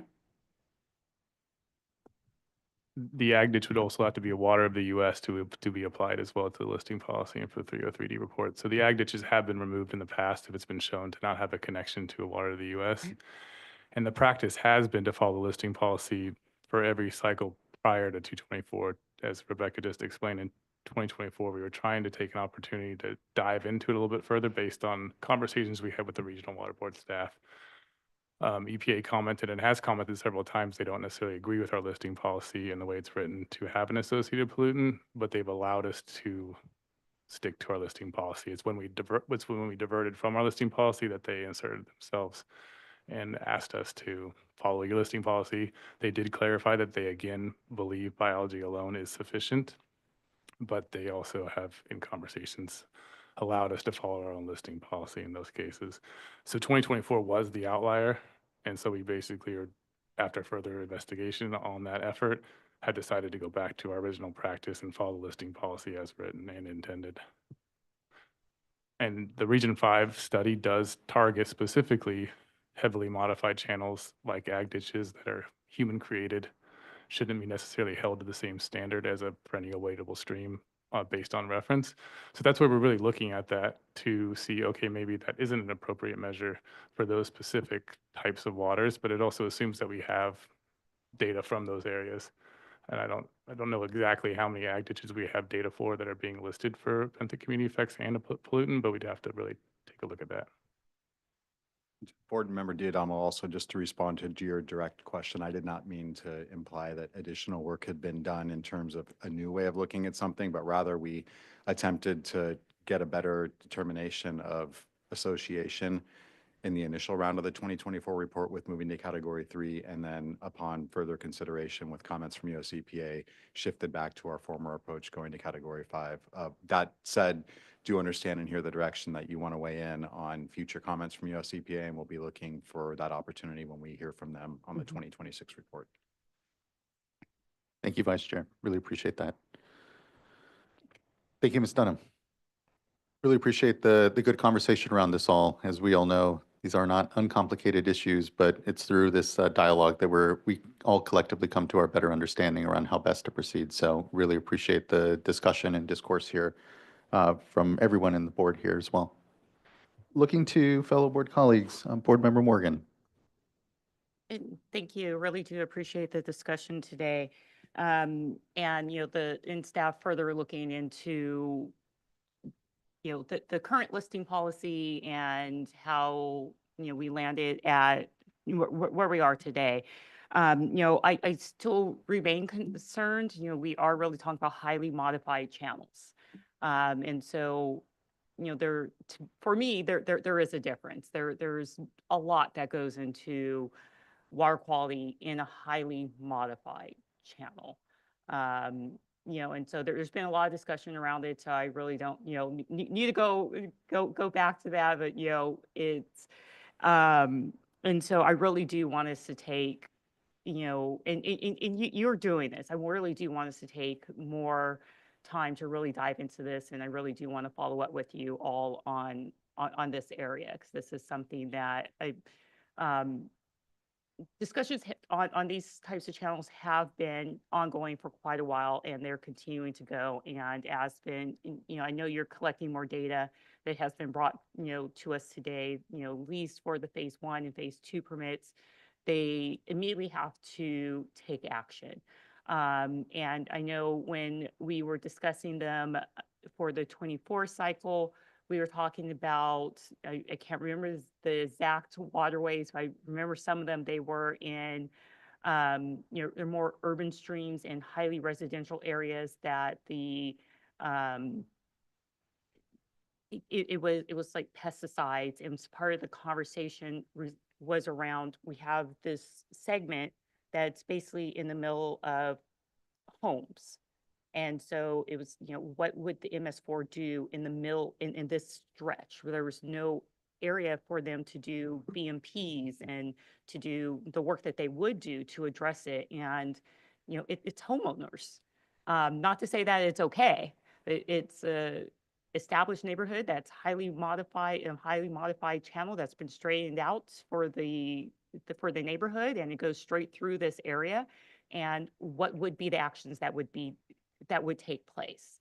And that's where, the conversations were, and that's where, I supported the category 3, because it really does put us in this very awkward situation of spending a lot of money on trying to do something in an area that perhaps we should, put that money elsewhere in the watershed to improve the watershed in other areas.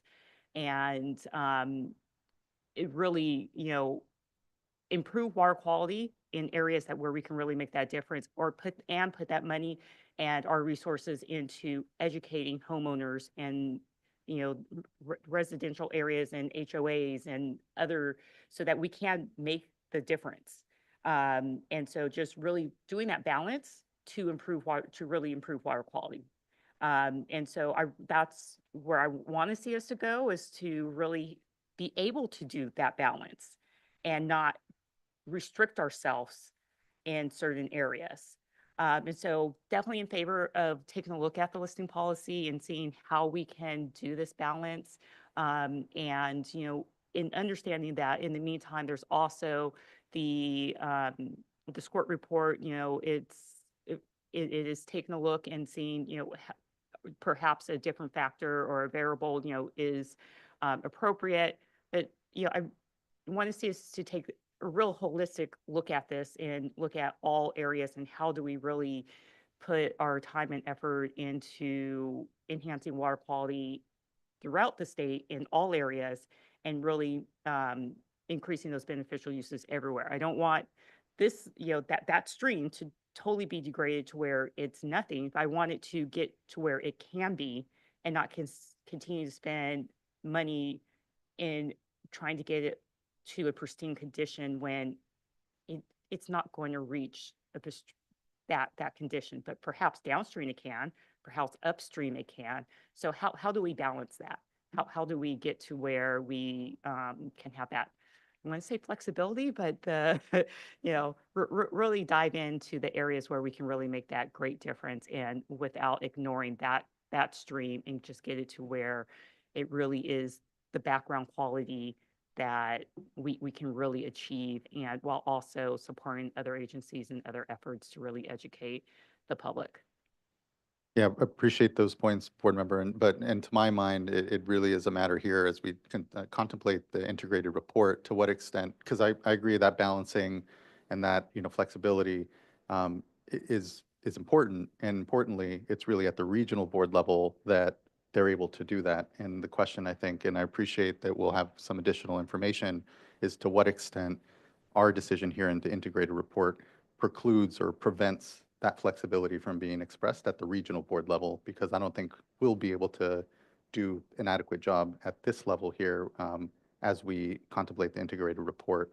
So knowing, again, to what extent the regional board's hands are basically tied at that point when it comes to being able to provide that balance and that flexibility at the local level is going to be important to know. And agree that I think ultimately what all this discussion is really elevating is the need, if we want to deviate from the listing policy, to change the listing policy, because it is perhaps, our flexibility here and deviating from the listing policy that's called attention to from regional and EPA folks around this very issue. Yes, and I guess just to clarify, I completely agree and hear you on that. It's I believe for me, it's the 0.79, and I believe that being called out as a statewide number.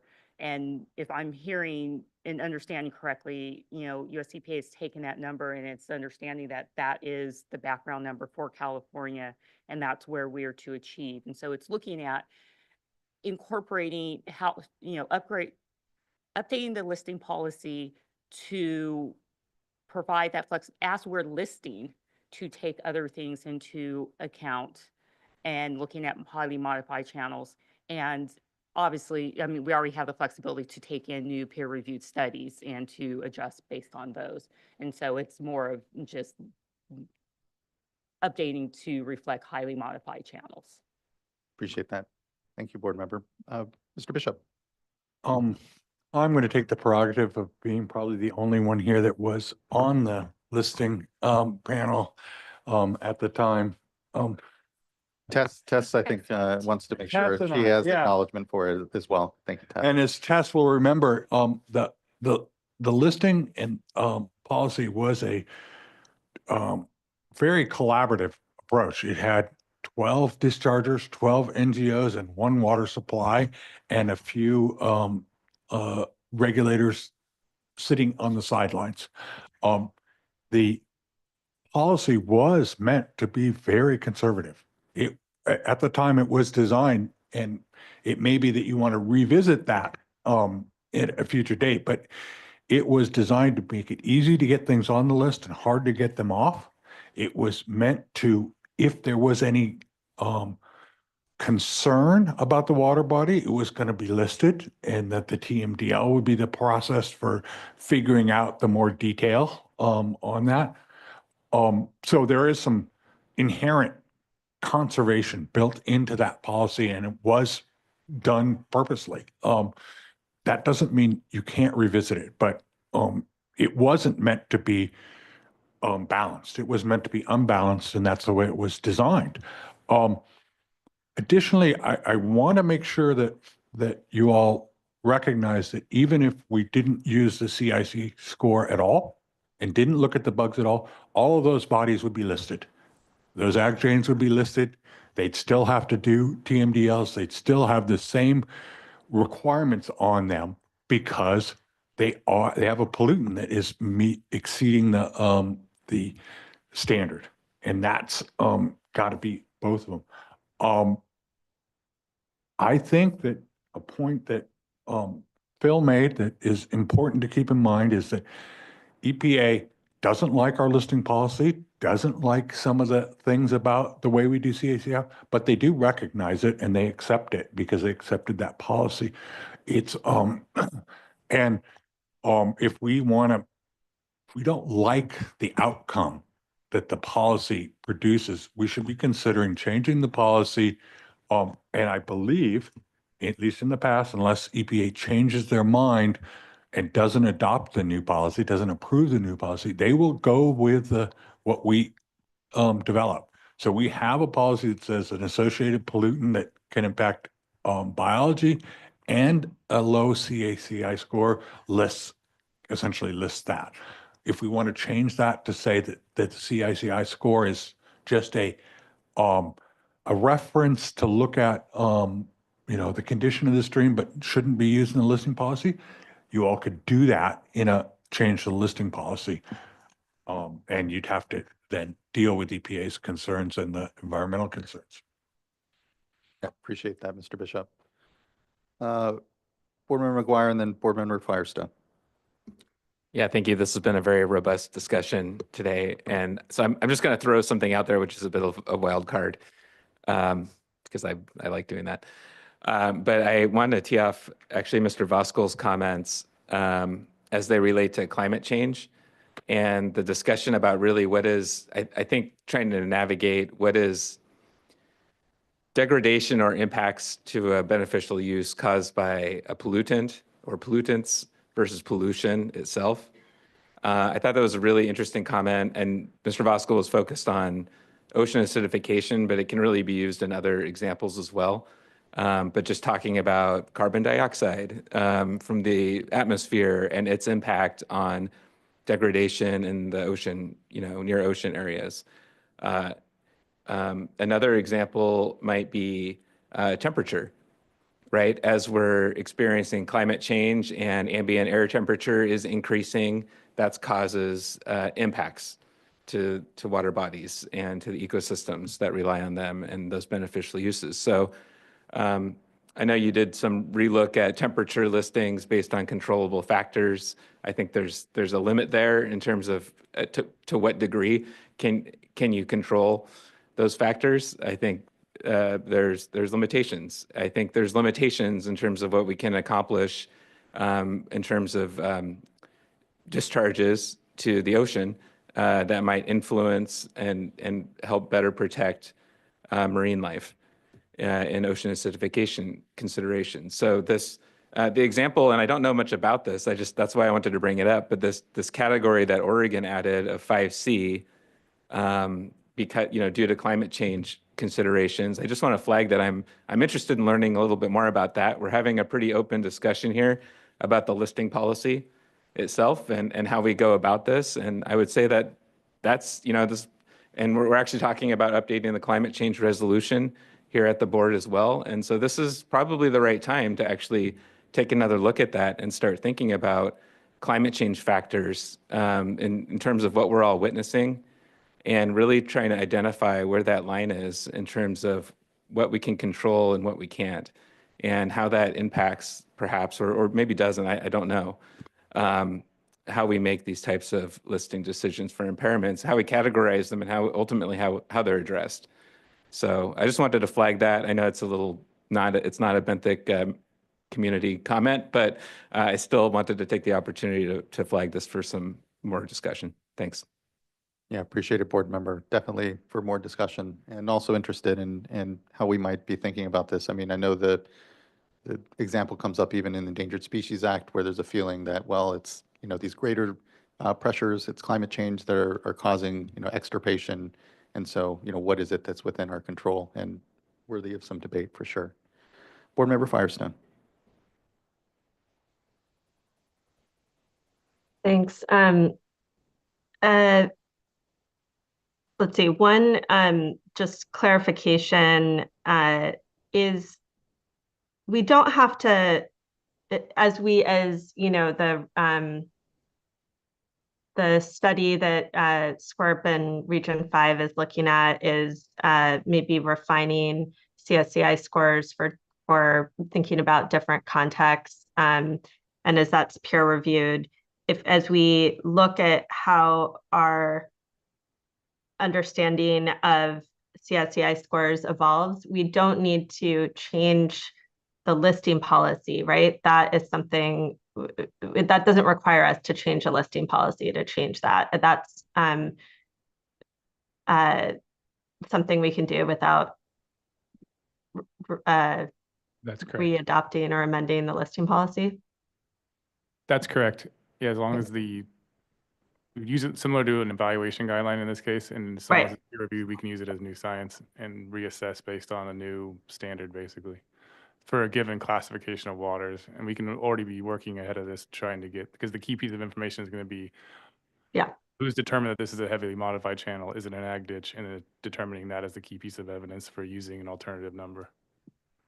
Yeah, so I guess I'll just say, like stepping back, I think now I can't keep track of time, but recently we just heard our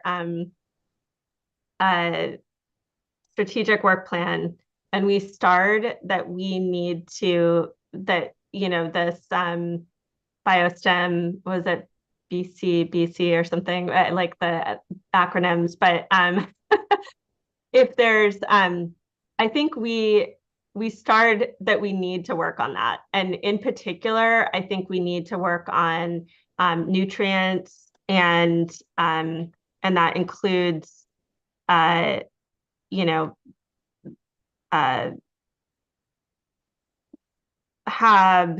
ocean acidification, hypoxia.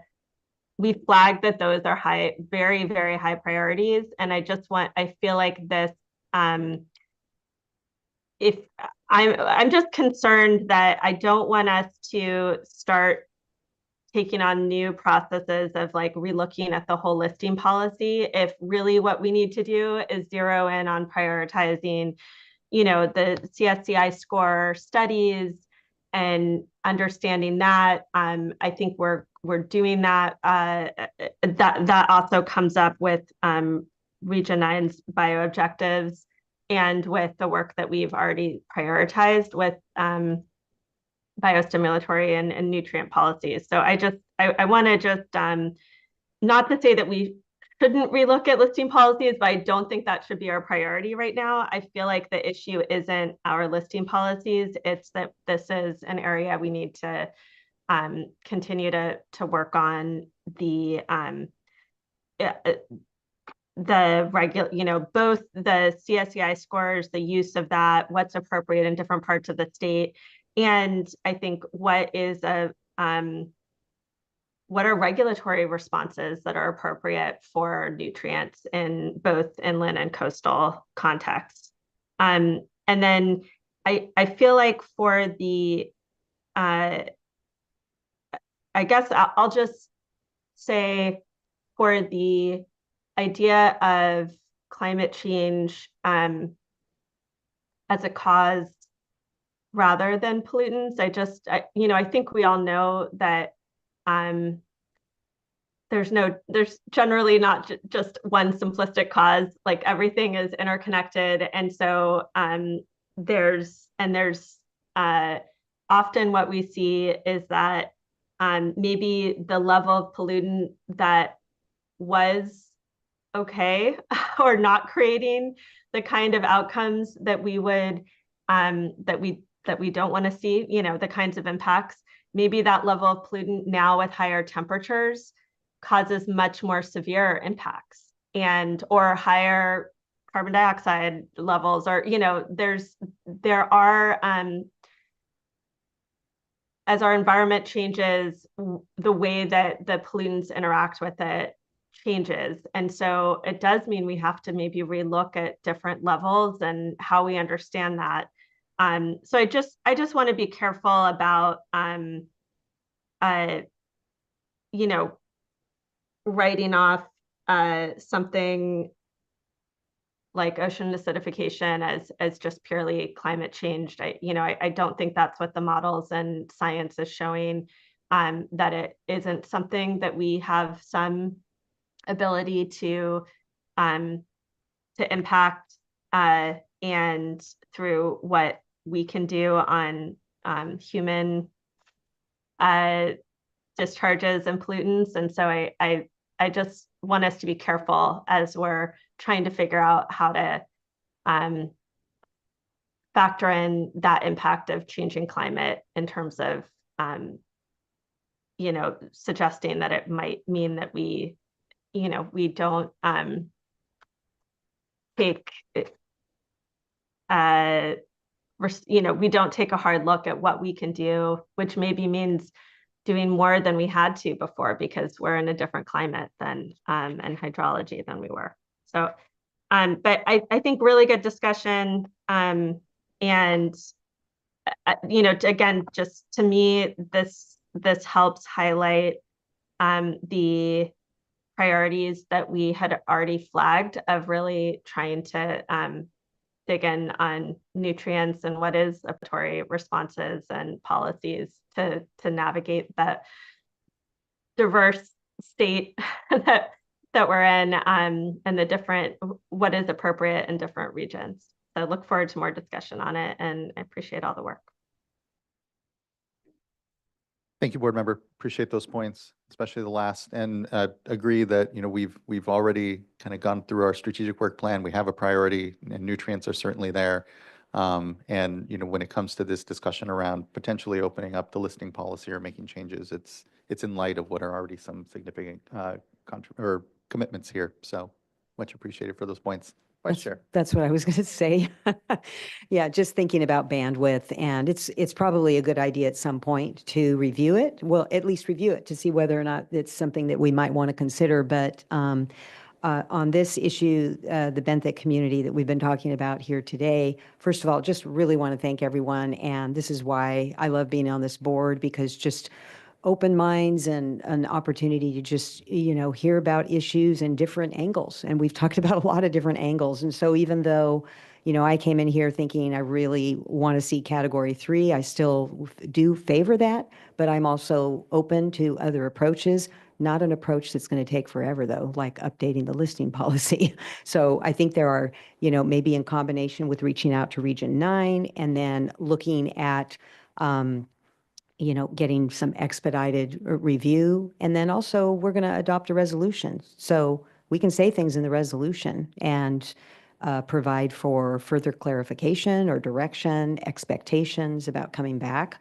So just encouraging everybody in this time frame before it comes back to us to, just be open-minded as to solutions specifically on this. And I do appreciate, hearing from the regulated community about what this means, what it actually means in terms of triggers, because that's something that I'm going to be looking at in terms of the whatever it is that you bring back to us.